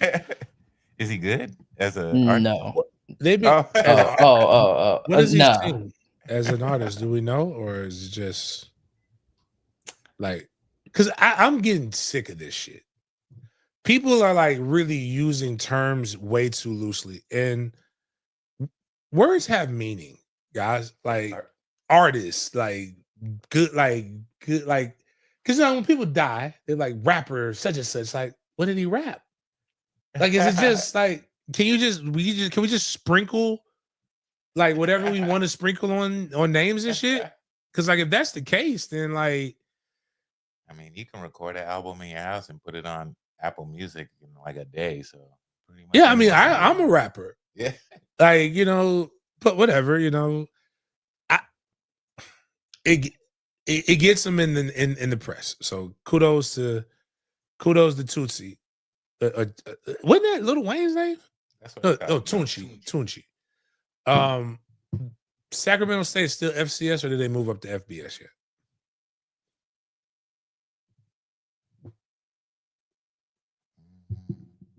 Oh, we don't know yet. I think they are still FCS. Oh yeah, according to ESPN on June 26, 2025, Sacramento State's FBS waiver denied for 2026. The NCAA has rejected a waiver request from Sac State to play in the FBS as an independent in 2026. So currently still FCS, but okay. Well, so they don't have the same scholarship restrictions or whatever that everybody else has. But like, here's what I said: there's 80. Well, now it's 105, I believe, scholarships that you can give. No team has 105 guys. Like, even with 85, you didn't have 85 cats. It's impossible. Giving him one, if that brings his social media following to see you and you get to another base, whatever. Is that where we're headed? Yeah. Like OT7 literally had, like, the team that I was supposed to have go to OT7 was supposed to go to some dude named Cam Wilder or whatever. And he's a social media influencer. And their team sucked ass. Got whooped. But they didn't care. They cared about the eyes because the marketing brings more bread. So we get to see Norvell with T-Pain soon? I mean, maybe. Now we are at our NFL section for today. So let's start off with the bad news first. Bad news is synonymous with the Jaguars this week because they ended up losing to the Cincinnati Bengals 27-31. Whew, James, there's a lot to unpack here, but I just want to give a shout out to Anthony Austin for posting this quote. Man, he was preaching yesterday on Sunday. For those who didn't go to church, this was all the lesson you needed. Jaguars didn't lose to the Bengals. They lost to the Jaguars. Shout out to Austin. That's my brother. Like, I'm talking about, like, pull up his picture real quick. Like, click on that profile. Because one, he's lost a lot of weight. He was a big dude. But you talk about, like, he reminded me of my guy Dibby. He made the right decision to walk with the Lord. Because that hairline was, like, to the back of his head. And he was holding on to it. But my brother went bald and started flourishing, dog. Like, it was one time when I first started working at First Coast News, I'm like, hey, what the fuck is my man's doing? He lost weight, lost his hair, and became the man. Like, he is doing so good. I just want to give my brother his flowers while he could smell them. He is doing, he got Ask Anthony segments. It's like, I think there was a guy named Ken Amaro, I believe was his name, older gentleman. He took over Ken's spot and has been going. During this game, however, the Jaguars could not even secure a W against second-string quarterback because Joe Burrow went out with an injury. And now we have news about the injury that the QB is expected to miss at least 3 months because he suffered a grade 3 turf toe injury that will require surgery and sideline him. So let's take a quick look at the stats of this game before we get to some discourse and dialogue. So I'm going to share this with you guys. You know, we love going through the box score and team stats, not just talk. We are going to bring up and talk about the facts as well. So T-Law, 24-42, 271 yards, 3 touchdowns, 2 interceptions, got sacked once, and had a QBR of 34.7. Joe Burrow only attempted 13 passes before getting injured. So Jake Browning ended up stepping in, and he went 21-32, 241 yards, 2 touchdowns, and 3 interceptions as well. And he still had a higher QBR than Trevor Lawrence with 68.1. Jamar Chase, was a blur for the defense, man. 14 receptions, 165 yards, a touchdown, T. Higgins had a touchdown as well that was horrible to watch for Jags fans. He made made the defenders bump into each other and walked away spotless. ETN, 14 carries, 71 yards, an average of 5.1 yards per carry. Basul Tutton was looking great as well. Was looking great, I should say. 8 carries, 42 yards. And LaQuint Allen got some bump as well. Can you read out? So we got 5.1, 5.3, 6.5, 9. Averaging 5.1 yards per carry. Scroll up real quick. 27 carries total. Scroll up real quick to the quarterbacks. Right there lets you know why the game was lost.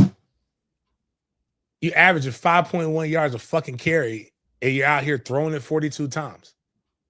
Like the craziest thing about watching this game in real time is that how much better the Jags are on the line of scrimmage in these first 2 games on both sides. Yeah.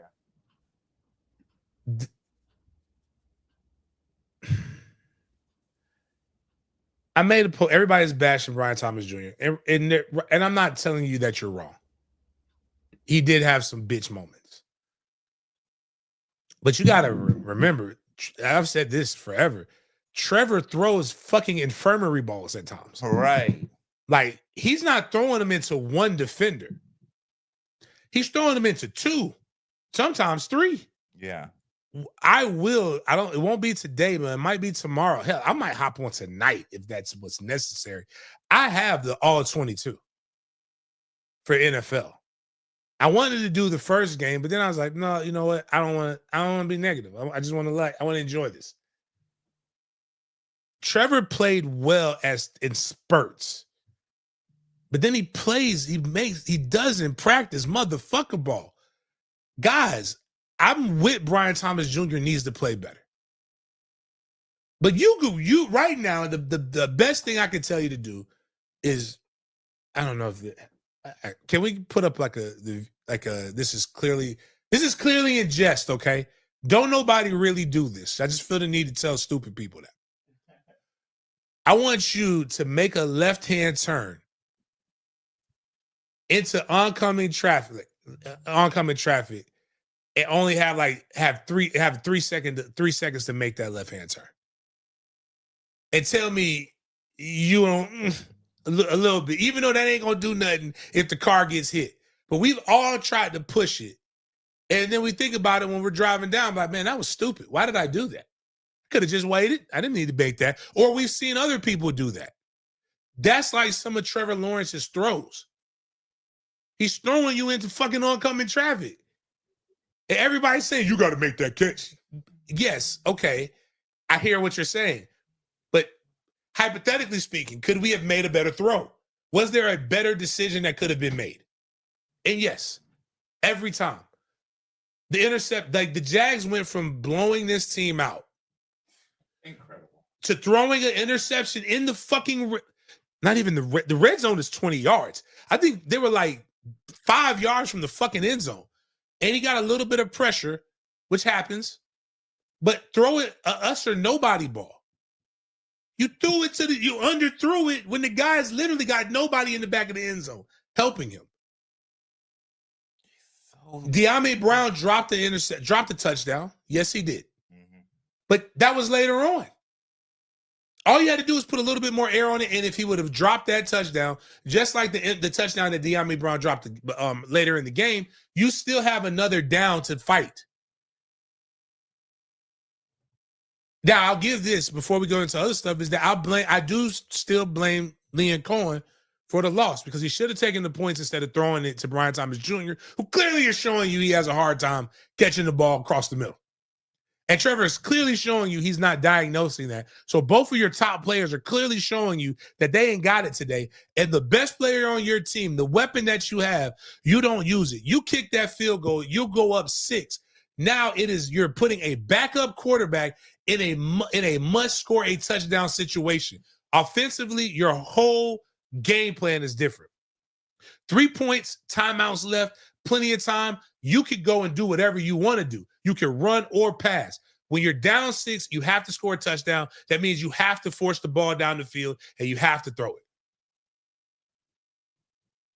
Yeah, that's a good point. It's game. It's free game by big game. You ain't got to coach in the NFL to realize that. I ain't too mad at him for wanting to trust his I guys, get it. so. After he fucking waved you off, man, fuck that. Get your dumb ass over here. Let me cuss you out in front of national TV. Fuck what RG3 is saying. Bitch, you are the parent. This is what I'm tired of seeing right now. I'm so fucking tired. Bitch, I am your parent and I pay your bills.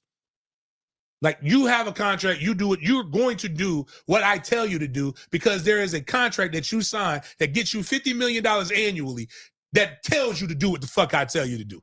Facts. And you ain't earned the right to be able to wave nobody off yet. That part. I'm not mad at it. Disagreements happen, but like, yo, you're fucking up. I don't understand why you're mad at me for you fucking up. So let me go and put somebody in that I know won't fuck up. And Cam Little. Half of the game, you would say the strategy, the coaching is what got us there. It was Trevor very good game plan. Defense was great. They have to accept the fact. You gotta, Jaguar fan, we gotta look at this. Is not saying Trevor can't do it for you. But what I'm saying is we need him to be, he has the tools to not be a game manager, but the motherfucker is a game manager. Facts. Stop letting him lose you games until he can prove he can win you a game. He lost us the game, regardless of who else you want to point the finger at. He lost it. What's Trevor's 40 again? Trevor runs a 4.6, I believe. Why doesn't he ever run? He never runs. Because he can't slide. He doesn't know how to slide properly. What? Have you ever seen him try to slide? It looks painful. And maybe it's because he's too tall. I don't know. But like he just drops and like he never does. It's like he never played baseball. Like, I know he couldn't play baseball in the hood, but like Trevor will throw it over the line of scrimmage before he runs and have an open lane for a first down or a touchdown. I don't understand it. He's like, is he scared? But what's my guy? Name Travis Etienne is like, again, 5.1 yards a pop. All your running backs are just run. The holes are wide open. Like, just understand what it is. We need a black quarterback. I said it. We need someone who's going to run. But what I won't allow y'all to do is just jump on one guy and not. We will not defend the guy with a 34 point under 35 QBR. Stop it. Yeah. Just stop it. That's not what you paid $50 million for. We can admit that. Multiple things can be true at the same time. As I told one guy, 1 + 1 is not the only way you can get the 2. Just saying. I'm just making that statement out there. Just, would you say the backup for the Bengals outplayed Trevor? He had zero expectations. Go back to it. Blow it up again, Jaden. Things that don't fucking make sense. I don't even know who that He had better. His accuracy was better. He was 21 for 32. That means he had 3 less completions than Trevor with 10 less throws. He had 3 interceptions. There is nowhere on this planet where you should have 3 interceptions and you don't walk away with a win in the NFL. Right. That means you were forcing an issue that was not there. Jesus Christ, they had there's no, you're not supposed to lose an NFL game when you have over 100 yards rushing. The game is not designed that way. Scroll down. Even though our guys weren't eating like their guys were, Parker Washington, you had guys show up that didn't show up. Bigger than Brian Thomas Jr. Stop putting the microphone in Travis Hunter's face until Travis Hunter makes a play that matters. Yeah. Because I'm going to be honest with you. BTJ, for all the shit that he gets, BTJ prevented interception number 3. You threw the ball, a jump ball in the air, and that motherfucker went to go play volleyball. You underthrew him. And that's the one that was slid to Travis Hunter and they tried to catch it. Do you know what that tells me without watching the play? Travis Hunter was fucking open. You threw it to the guy, underthrew the guy for a jump ball situation, and you lucked up that the guy was heady and made a play on the ball better than the defender did. You also threw it to Travis Hunter, and the bitch hit him square in the fucking shoulder pads. If it was a spear, it would have fucking killed him. He also got the pass interference call, which I do believe was BS. Should not have been called. But the thing is, and he was on the number 3, but they were in a 3-wide set. Tyson Campbell, Jordan, and Jerry and Jones, those are your 3 big time main guys. They should have been there. Even though we need to stop the fucking Tyson Campbell over the number 1 experiment. The shit ain't working. Put him over the number 3. That motherfucker helped my fantasy football team, but made the Jags lose. He started out good. He just can't keep it up for a full. He can't. And that's okay. We have to recognize what it is. 2017, we dealt with something similar. I forget the cornerback's name, but he came from the Texans. And he was considered one of the top corners, but we had this guy named Jalen Ramsey. And he got mad that they started letting Jalen Ramsey travel to cover the number 1, and he was getting frustrated. Bitch, you get barbecue chicken. Put, I think it's Jordan Lewis, number 2, put him on the number 1. And then maybe let Jerry and Jones and Tyson Campbell battle it out for the other guy. AJ Bouye, thank you. I appreciate that, Dad Bob Mack. AJ Bouye was crying and shit because he wasn't covering the number 1. Bitch, you getting cooked. Go be a great 2. Yeah. Flourish, King.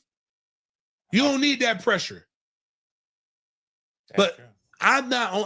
I watched him get cooked thrice. And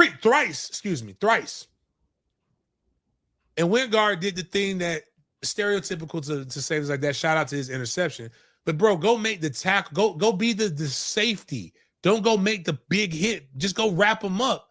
And our D line is putting pressure on him, man. But you got a big physical wide receiver. And you're playing, I guess he felt he had inside help.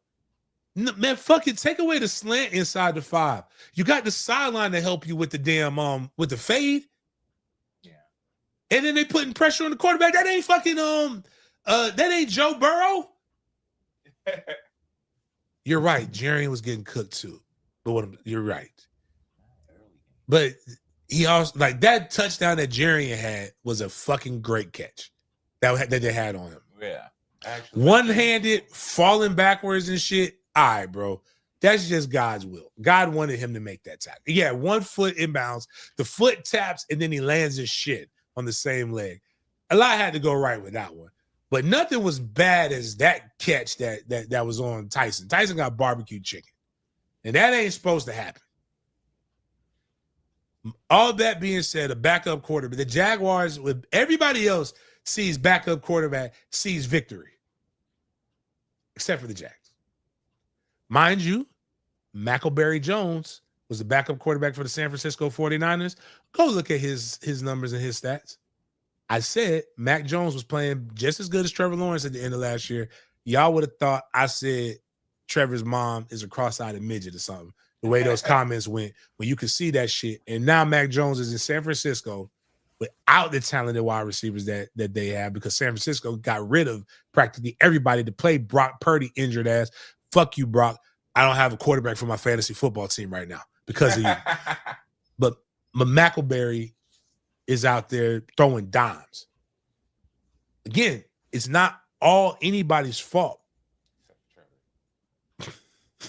I'm just I can't believe how little he runs in 2025. I just want Trevor to play to the ability that I know he can play. Well, we've been saying that for how many years now? You got outplayed by the backup for the Bengals, who have like the worst dysfunction. They didn't even want to pay that man who got the sack, got freaking put all the pressure on him. They have the terrible, maybe the worst offensive line in the game. Made our defense look good at the beginning, but Trevor couldn't seal any deal. He's just scared, bro. He's a scared one. And it just might be time for us to say it's not Yips anymore. He's just not brave. But the problem is they ain't got no choice. They paid him. Yeah. We have to fit. Just it is easy. I think they can game plan around him. I saw enough. I saw a lot of hope, but you still needed that. You needed that.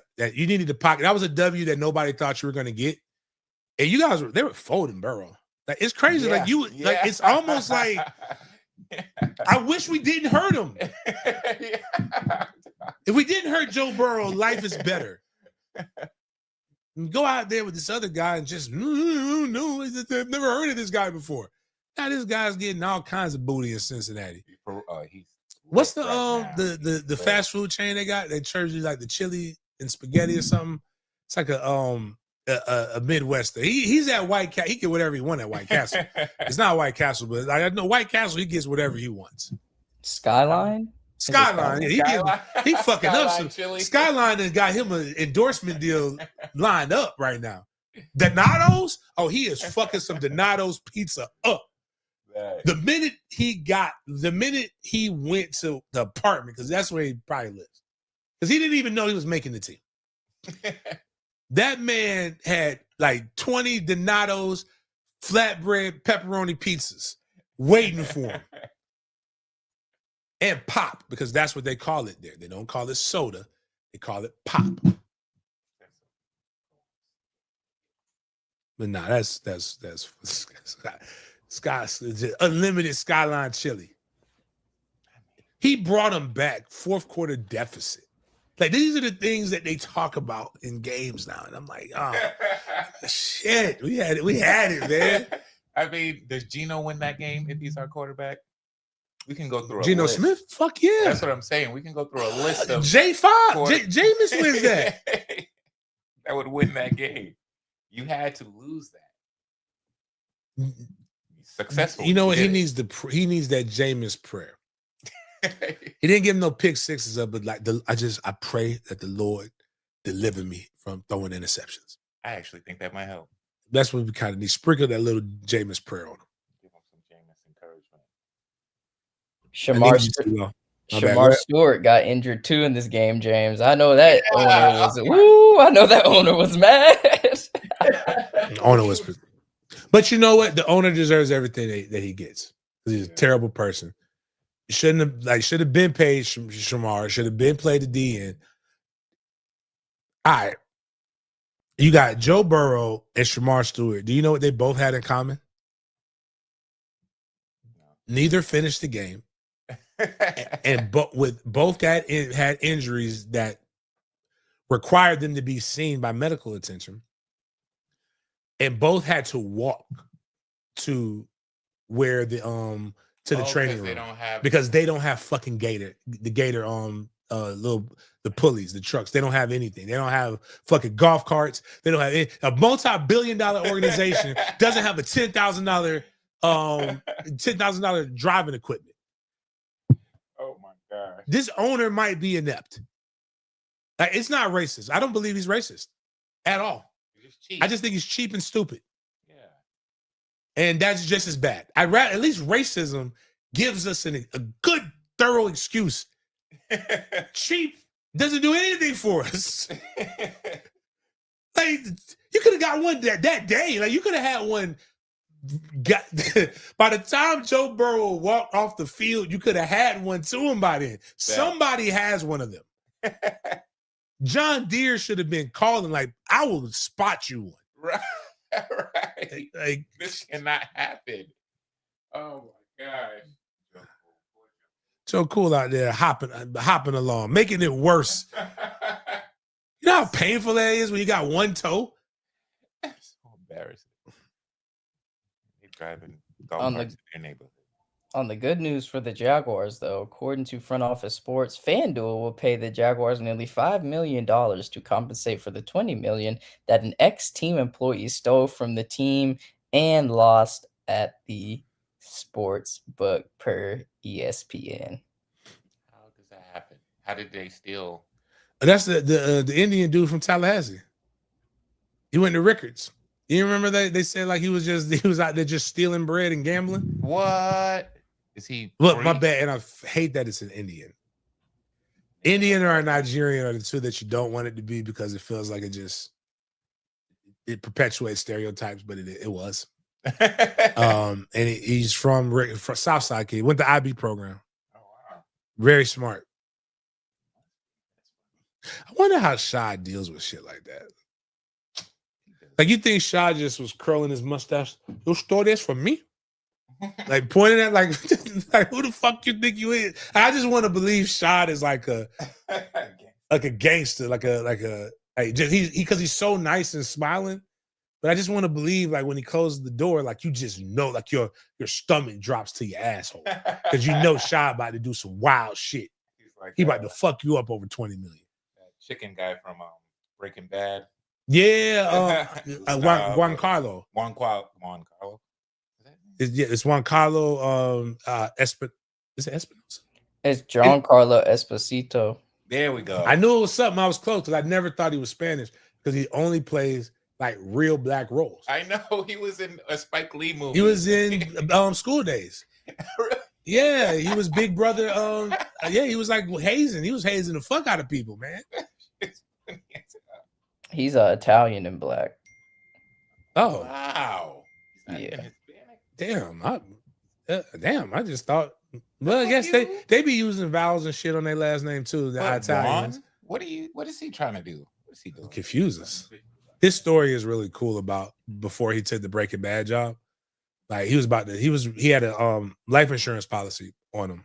Oh, and he was talking to I think it's his father-in-law about, because he's the one who sold it to. He's like, if anything happens to me, like, how will my family get this money? Like, he was about ready to commit. Yeah. And then he got the role, and because I guess he wasn't working like that. But now that man is like everywhere. Yeah, he can't stop working.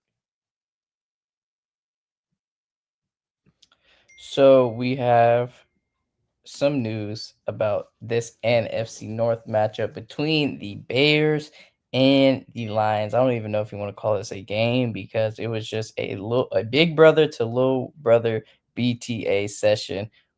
The Lions defeated the Bears 52-21. New head coach Ben Johnson, who was a former OC in Detroit, got a taste of his big brother Dan Campbell. So for the first time in franchise history, the Lions have produced a game with 500 plus total net yards, 5 passing touchdowns, and 2 rushing touchdowns as well. So, man, nothing like a shootout in Detroit, and that is definitely what happened in this game. So we're going to talk about in Detroit. They do, even at stadiums as well. So outside the stadium. So very fitting. Very, very fitting. So let's give a shout out to Lamar Jackson, y'all. So Lamar Jackson and the Ravens ended up beating the Browns 17-41. Man, I'm sorry whoever betted on Derrick Henry props because he did not do what the bettors expected. He had 11 carries for 23 yards and no touchdowns. Do you realize how many games he's had some of those stats? Like, I think it was like going back like a streak of like, I think he's had like 11 games with 1 touchdown. Damn. Like, he does it so often that like it feels like he failed us all. like not doing it. So, but yeah, shout out to Lamar though. Lamar went 19 of 29, 225 yards, 4 touchdowns, and 0 interceptions. But we're going to shout him out because Lamar Jackson is currently the all-time leader in NFL history in pass rating. He also has the most rush yards in history for a quarterback. Man. Shout out to Lamar, Florida's own right there.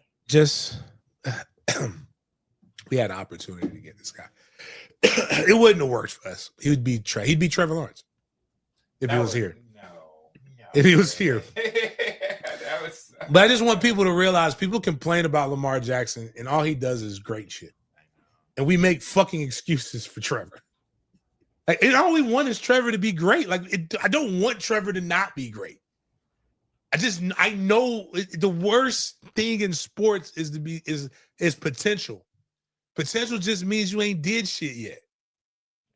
Like, that's what's hurtful about this, is that I want it to be great, but he's not.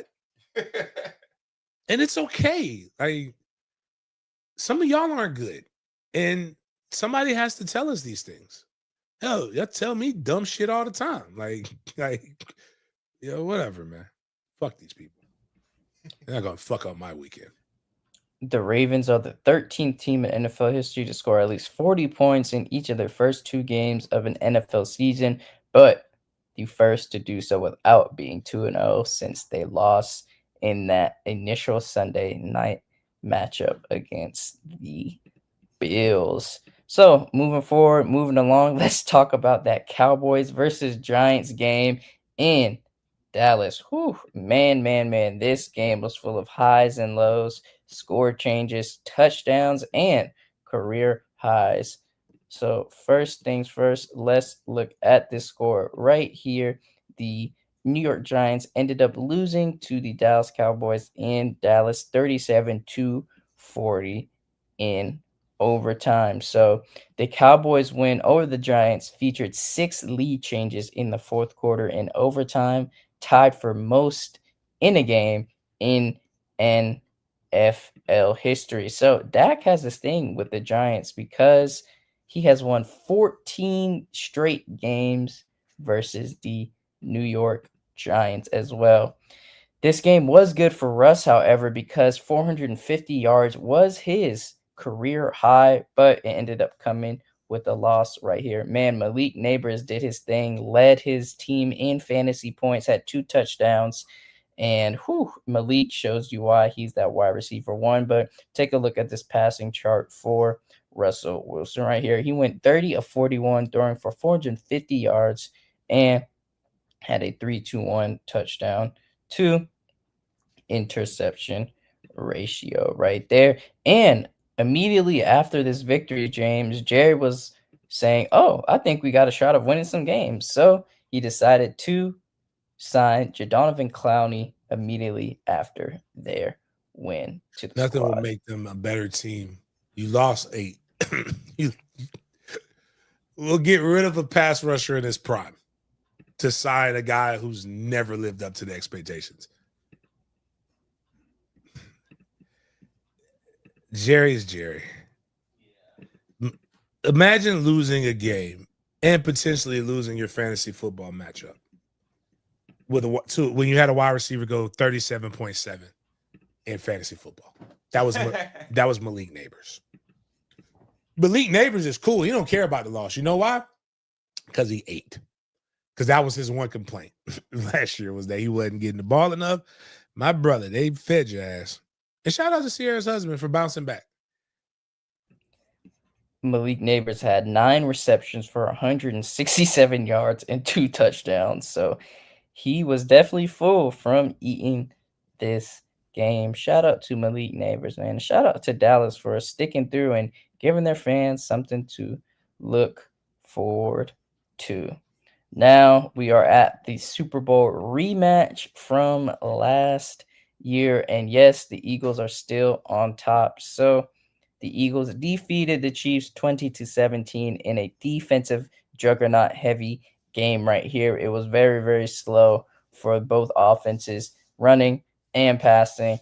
And let's take a look at these next gen stats, courtesy of Next Gen Stats. So the Chiefs blitzed Jalen Hurts on 16 of his 25 dropbacks, 64% of the time, their highest blitz rate under DC Steve Spagnuolo. So Hurts minimized pressure with a 2.11 second time to throw against the blitz, quickest of his career, with a minimum of 10 attempts. Pretty much what they're saying is they blitzed him more than they blitzed anybody under Spagnuolo since 2019, and Jalen Hurts was getting the ball out really, really fast. So they had some key blitzes that caused some go balls, some high rainbow balls, jump balls for Devontae Smith. He ended up getting the second one on Trent McDuffie to get them into scoring range, which ultimately had Jalen Hurts scoring a rushing touchdown with a tush push. So the Chiefs start out this season 0-2, and this is and with this record, Patrick Mahomes starts the season for the first time since his sophomore year of high school with a 0-2 record. So, man, he's definitely getting a blast from the past with this. And we have a hilarious video courtesy of Fox Sports NFL with the Chiefs defensive tackle Chris Jones trash talking Jalen Hurts as the Eagles were kneeling out the clock.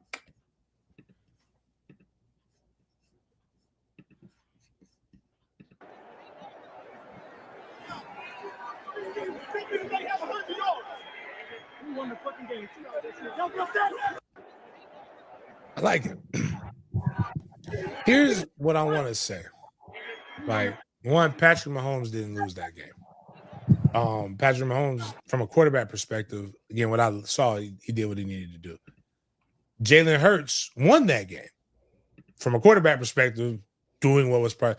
Can you put up the stats again for Jalen? Or we can put up the box score. That's fine. I don't even care about that. Now, the Eagles realize something. The Eagles are a pretty good franchise, right? Can we all come to the conclusion and say that? Yeah. Yeah, pretty good. KC is too. Jalen Hurts, a Super Bowl winning quarterback, guy who gets paid a lot of money. Actually, his contract set the tone for the way quarterbacks are being paid here in the future. Jada, can you read aloud his stat line? Jalen Hurts was 15 of 22, throwing for 101 yards, an average of 4.6 yards per completion, 0 touchdowns, 0 interceptions, got sacked twice, has a QBR of 42.7, and a quarterback rating of 78. He had 9 carries for 15 yards, a lot of those being, most, if not all of those being tush pushes, and he scored a rushing touchdown for the Eagles. Now, for most of my time of covering the Super Bowl, the Kansas City Chiefs have been there. The Eagles have been there for 2 of the times. I don't know what to tell you guys, but maybe follow the leader. What it seems like is the Eagles and the Chiefs, too, because when I look at Patrick Mahomes, who could be considered the best quarterback in the NFL right now, or one of them, they're not making them do shit that's outside of what they do. You don't have to have a quarterback win you the game. The winning teams are showing you this. Now, the Chiefs are 0-2, but we know that they're going to figure it out. Andy Reid's one of the best coaches to ever coach the game. He's like all-time wins as a Chief and the Eagles coaches. Like, you don't do 2 teams like that. That's crazy. Hurts has just over 100 yards passing and won you a game against one of the best teams in the league. But you have a quarterback. I'm just saying this because I want to bring it back to the Jags. Sorry. You have a quarterback who you feel that needs to throw the ball 40 plus times and you lose a game.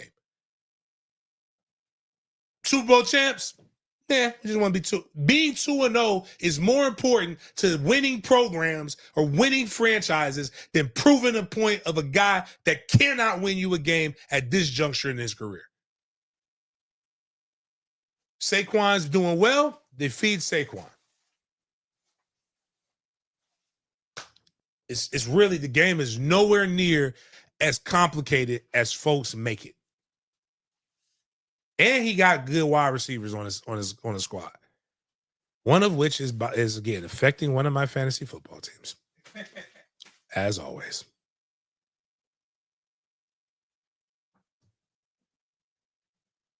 Definitely a down to the wire game for that Super Bowl rematch. It was a great game to watch. Man, if you missed it, I am sorry for your loss. So we're going to talk about Indiana Jones, not the movie, not Harrison Ford.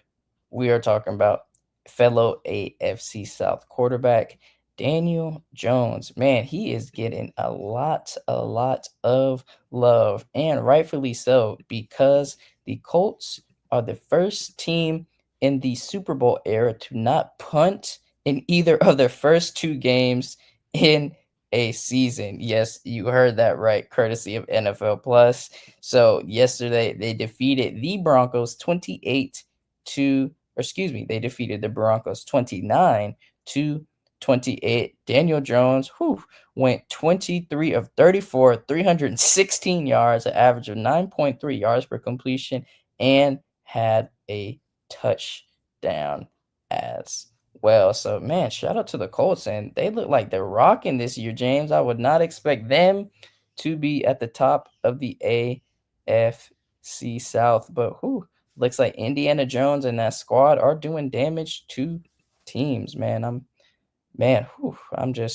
know they're playing the Jags next week, if I'm not mistaken. So I just hope it's not too much of a BTA session right there, because Indiana Jones is doing his thing, man. He's doing his thing.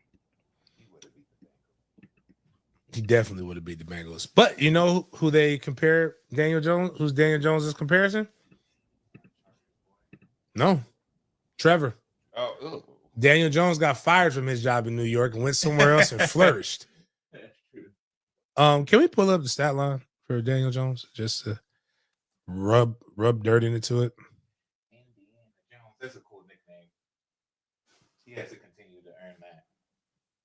Damn, he was dotting that bitch. But Jonathan Taylor Thomas. Yeah.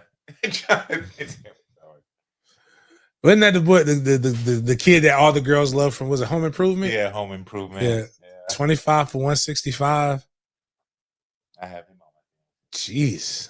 No touchdowns, though. That sucks. Yeah. Daniel Jones, you stole his touchdown, you some bitch.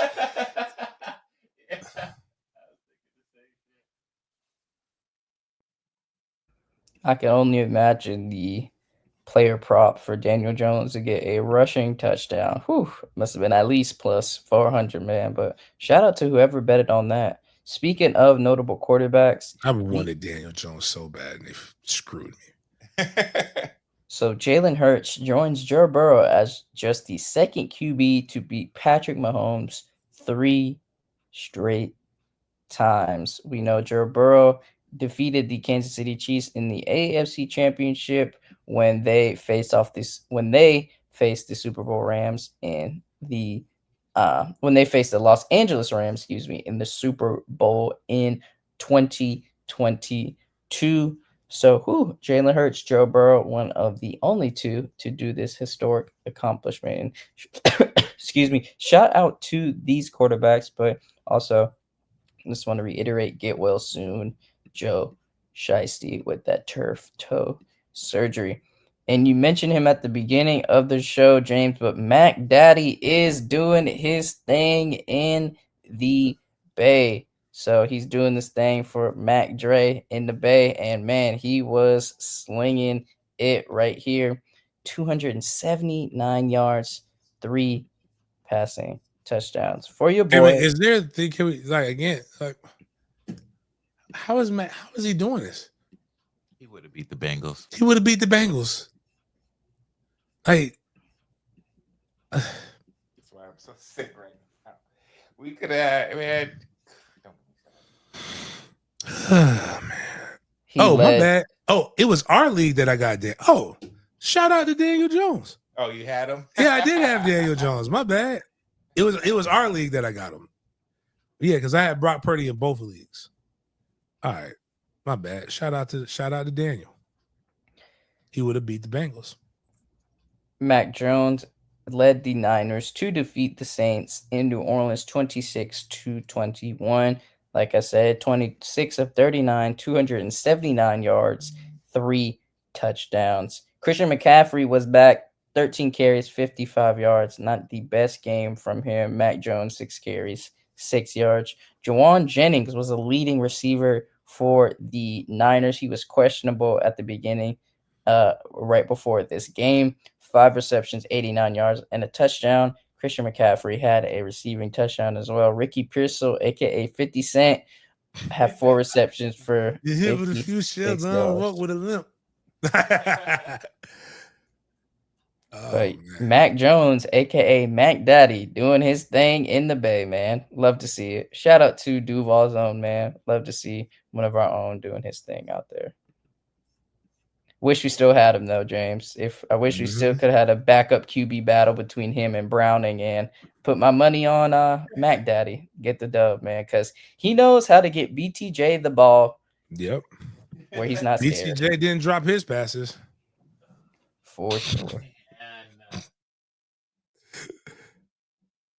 And we forgot to mention Kelsey lost him that game, right? Kelsey dropped it. Yeah. Kelsey lost him that game with that into an end. So it definitely wasn't his fault. But I would like to say, think about how many times those Hurts beat Mahomes, and remember that next time you think about talking about my GOAT, Tom Brady, like that, because I've been seeing all this. They just can't wait for Patrick Mahomes to take over for Tom Brady. Well, all right. So I saw somebody post that. Let's just calm down. Like, remember, Tom Brady had a long stretch where they didn't do anything. But he's the GOAT right now until Patrick passes him. But even then, he'll have the losses. But like, it'll be the argument of it'll be the LeBron versus Jordan argument. Like, all right, Pat, you've been there a lot, but you can't be the GOAT if you lose more. But then the greater argument goes back to Joe Montana. Joe Montana never lost. 4-0 in the Super Bowl. Oh, that's true. But I'm not naive enough to believe that Joe Montana is better than Tom Brady. Absolutely not. I just think when you can see it, it's okay to recognize that the game evolved and Tom Brady evolved with the game. And I'm cool with that. You're not gonna beat him until you sell your soul. Like until Patrick Mahomes That's what the gives up movie his is about. family. The movie is about the movie that what people don't realize is all what was it? Jordan is he's the one who makes the weird. Key is the one that looks like the Penn State head coach, right? Jordan Key, yeah, Jordan Peele is the one with the one that makes the movies. So he has the movie him with Marlon Wayans. Is it out yet, or is it coming out this week? Okay, I might go check that one out. It's got to be about Tom Brady. There's no other way to put it out. He's just putting the black. He's just putting a black face on it. They're just putting a black face on it so it doesn't seem like you're directly talking about him. But come on, dog. That's an excellent take. I haven't seen the movie, but like I'm seeing the previews and Tom does bring people to train with him. Yeah, and you can further mask it by putting the black guy. But like, let's just put it in like all the guys who come up, they get big contracts, but they flame out that have been under him. You got to sell your family. Like Tom Brady sold himself with me when he said, "Fuck this shit." Yeah, he gave up his wife, and she was a model, right? A rich one. And then she proved that you can't fumble when you are the GOAT. She had to go to a yoga instructor. She had the greatest quarterback to ever play, one of the greatest players ever. Life of Bill did put up a great point. I had no idea that the guy who was the one who was in the movie, that's the new quarterback, was a wide receiver for FSU's 2013 National Championship team. That's crazy. Who was it? He played. I don't know if he played. I don't think he played.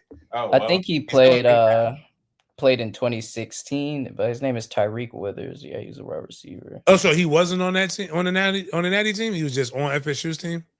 Yeah, I think the shirt you saw him wearing was like the 2016. It was like a bowl game championship shirt he was wearing. So 2016.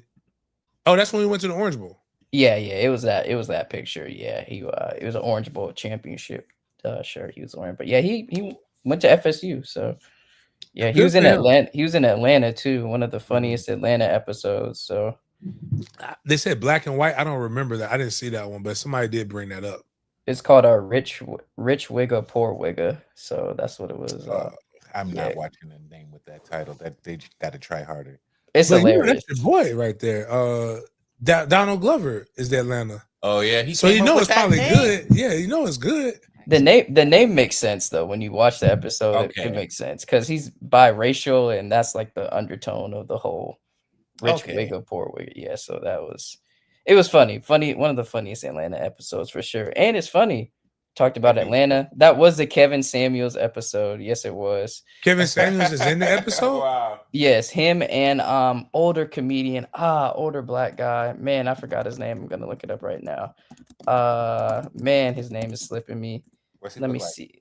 I got him. George Wallace was also in that. Oh, he was also in that. George Wallace, underrated GOAT. I remember George Wallace used to go be on the top. So again, for black kids growing up during my era, you know who J. Anthony Brown is, and you know who George Wallace is because your mama listened to the Tom Jordan Morning Show every morning. And you were driving, and George Wallace and J. Anthony Brown would like roast each other live on it. And he actually had a residency in Vegas. George Wallace is such a good comedian and actor that I think it's on Amazon. There is a show about a black transgender woman that's from Alabama, and she was estranged from her dad, and she moved back home after like something from the big city after something happened. And it was such a good show that I forgot we was talking about gay people for a second.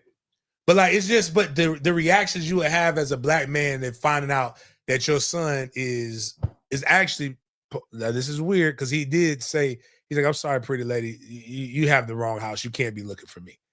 And then she said, no, my name is the son's name. And he's like, no. And then just like, but it was funny how it was cool. That's all I can say. It was cool. Like, but he definitely made it to how a black man would respond if that's how you found a black family. But anyways, George Wallace, I gotta go. I'm gonna go watch that episode because I miss Kevin Samuels. I think the world was a better place when Kevin Samuels was telling broke men to stop wanting young black women to chase them when they ain't got none, because nobody remembers how he read men. You only saw the clips of when he told that girl, "What are your measurables?" She's like, "I'm 5'8". He said, "How much do you weigh?" He's like, "Girl, don't play with me. I weigh 220." She's like, "You are a running back. You can hit the A gap like a motherfucker. Like you are Emmitt Smith." I said, "Yo, this man is bananas." But I didn't see how she looks. Some of them big women look good, man. I ain't gonna hold you, dog. So speaking of Atlanta, the Sunday night football matchup between Atlanta and Minnesota resulted in Atlanta getting a dub 22-6. So if you guys remember, this was a rematch of the NCAA championship game between Washington and Michigan's quarterbacks Michael Penix and JJ McCarthy. So the Vikings are the only NFL team in the Super Bowl era to have a game where they had under 200 yards of offense, failed to score a touchdown, took 6+ sacks, fumbled 4 times, committed 4+ turnovers, had 8+ penalties, and allowed an individual 100-yard rusher. So if you're asking who that rusher is, that's none other than your boy, Bijan Robinson. Man, he did his thing. He is a special player, one of my favorite young players in the league. He had 22 carries for 143 yards, average of 6.5 yards a carry. And he also had 3 receptions for 25 yards. And that is not a typo. He had 168 total yards of offense, while the Vikings only had 164 total yards. Even though it says at 3:22 in the fourth quarter, those numbers still stood the same at the end of the game. And there it is right here. You see the Vikings 198 total yards of offense. So one player almost had the same amount of yards as the entire team. That is never, ever, ever, ever, ever, ever, ever, ever a good thing for a football game right there. And so the Falcons scored 1 touchdown, but Parker Romo made 5 field goals. He ended up getting the Falcons 15 points. And yes, he outscored the Vikings 15-6 by himself on his lonely with his feet. Let's say it together as a family. It's because JJ McCarthy is ass. That last game was bullshit. And I'm just tired. I'm tired of people trying to sell me mid. Yeah, I'm kind of confused as well because they only had 19 carries in the whole game. Jordan Mason, who can definitely get you the yards on the ground as well, and Justin Jefferson also. He had 3 receptions for 81 yards, and Jalen Naylor 3 receptions, 31 yards as well. So JJ McCarthy only attempted 21 passes and he threw 2 interceptions. He had a QBR of 6.2 and a quarterback rating of 37.5. So Michael Penix didn't do the best that this past game, 27.1 QBR, but he had a better rating of 80.5. So man, this was a young quarterback matchup in Sunday night's game, and wasn't the best of games to watch. Like I said, the kicker for Atlanta outscored the Vikings by 9 points. And that was the backup kicker. That wasn't even the young ho. Yep, that was not Younghoe Koo. He did beat out Younghoe Koo and ended up outscoring the Vikings by himself. So that definitely is a great asterisk to have on your kicking resume right there. But that was the Sunday night game. There are 2 Monday night games tonight. I hate when the NFL does this, but oh well, trying to get some money. So the Buccaneers and Texans are playing at 7 p.m. on ESPN, and then the Chargers and Raiders are playing on ESPN at 10 p.m. I'm not gonna stay up to watch that game, man. I'll catch it in the morning. But those are your 2 Monday night football games that's happening tonight. So make sure to tune into that if you are a fan of the league. Now we are at our Big Games B.S. section for today, where we bring the scope of the conversation outside of the typical football world. And we like to start off with our BS or bussin' segment for today. We are taking a look at some Mexican food right here at the Stacked Birria Quesadillas, aka quesadillas, right here. So James is going to give his verdict on if the food item is BS or bussin'. Game day snack that'll steal the show, then meet your new MVP, my double stack birria quesadillas. They're crispy and spicy and loaded with a cheese pull so crazy it should have its own highlight reel. It combines pan-seared seasoned chuck roast with a rich smoky consomme blended with bold Mexican spices. Then we pour it back over the beef and slow braise it until it's fall apart tender. And the secret to this recipe is Sargento shredded cheese with Cholula seasoning. It's infused with chili de árbol and pequin peppers, so it leaves you with this flavor-packed melty cheese that elevates every bite. And to finish it, we'll layer both tortillas with our cheese, shredded beef, cilantro and onions, and let it melt until that cheese turns into lava-like queso. And ooh la la, there you go, food fan, my double-stacked birria quesadillas. Grab the full recipe in the caption. Game day. I like birria tacos. That looks good. Especially during COVID when I first found out about them. Like I was literally on a kick, man. Like it was just like that. I had a birria. It reminds me of the birria pizza, which is nothing more than just a big ass quesadilla. Yeah. With the birria dip. The dip, you gotta have the au jus sauce. Basically, it's Mexican French dip. That's all it is.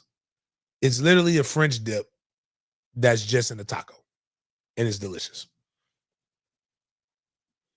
So this is getting a bussin' from James. These stuffed birria quesadilla tacos. Man, they look great. Definitely got me hungry.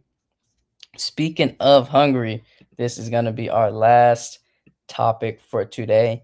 And this is revolving around Terrence Bud Crawford, man. I stayed up late to watch this boxing fight that happened in Vegas, and it was worth every second of those 12 rounds because Terrence Crawford is a champion of a 4th weight class. Crawford went the distance for the first time in 8 years. Oh, no, excuse me. He beat Canelo, and he is now the first man to be an undisputed champion in 3 different weight classes. He went the distance in this round as well, and he defeated Canelo Alvarez in Las Vegas. A great fight to watch, and what even was greater was his drip, man.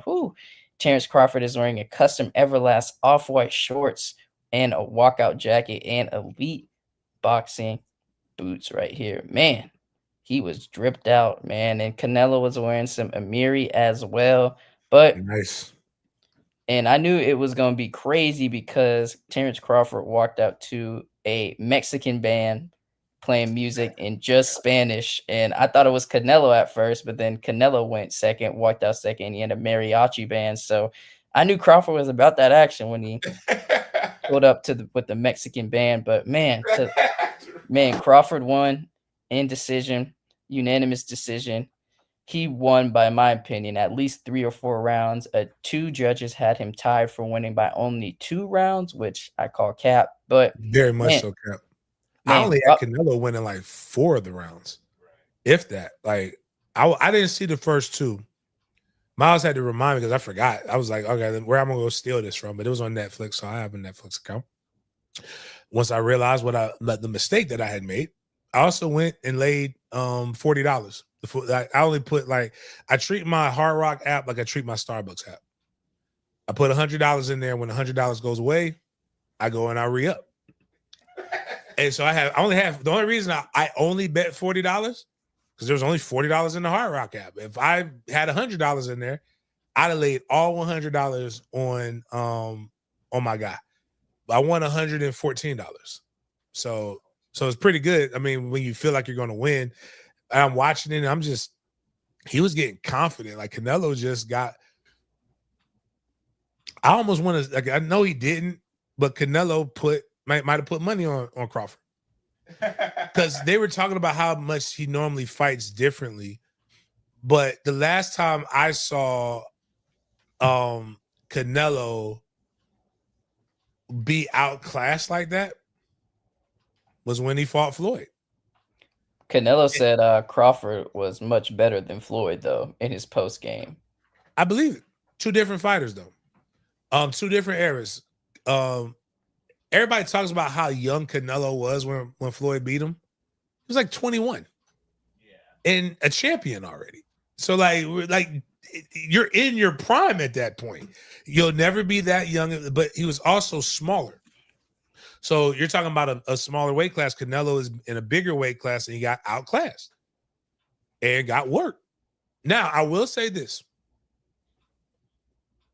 Regardless of skin tone, we should never question a Mexican's chin. Because Canelo was taking some man-sized shots. That boy's chin he was eating them shots like Berea. He was like, I was like, ooh, it did slow him down. And actually, I'm gonna tell you just why I can say it like that. When you bite into a Berea taco after you dunk it into the Mexican au jus sauce, you go like you kind of like perk up a little bit as the flavor hits your tongue. That's exactly what Bud was doing. He hit him with that Berea, bam. He had to step back, man. Oh man, so it was it was it's also the last time. Ooh, like right there, he's like, this motherfucker. Look at him. Blow it up. You gotta blow it up. I know exactly. He's like, here. Yeah. Did you just Yeah. He turned the other way. Like, which one of you guys kicked me? Hey, whoa. Pulled the Chris Tucker rush hour. Swing. Bam. Ooh. I ain't never seen you act this way before. That's what he is. Hey, man, when you see the sweat, like when you see a dude's whole head get dry from a hit, it was like when I went to the MMA fight that I went to that was here in Jacksonville when the world was shut down. It was it was the African fighter. It wasn't Usman, was he? But he was fighting the guy from out of Miami who everybody hyped up as this game bred. And he got kicked. And I promise you, like, they took a picture of it and you could see Jesus's face with the with the crown of thorns was like right there. Like that man saw that. I was like, God damn, he kicked the shit out of him. But hey, that's the beautiful thing. Kudos to them. It was a very good fight to watch, even though nobody got knocked out. But you could tell it wasn't from a lack of trying. Them guys was throwing some dummies to each other.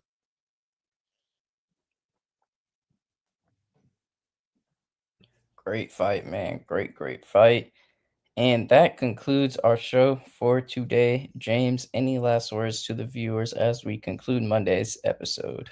Make sure you hit that like button. Subscribe to all of my Twitter people. Appreciate you guys for watching it. Love the fact that you are watching it. Let's make Wednesday show special because it's game week.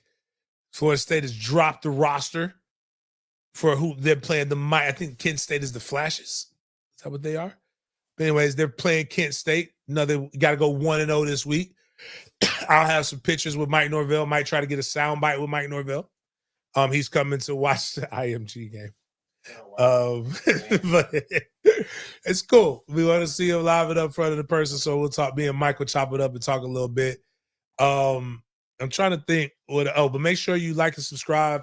We'll be giving away a pair of tickets to the Kent State game. So if you don't have those tickets, what are the tickets going? The tickets are going for they were going for insane numbers because unlike Seminole Hard Rock Stadium in South Florida, Doak Campbell sells out when Florida State's winning. So, oh shit, got that. I hope I ain't got that die slow.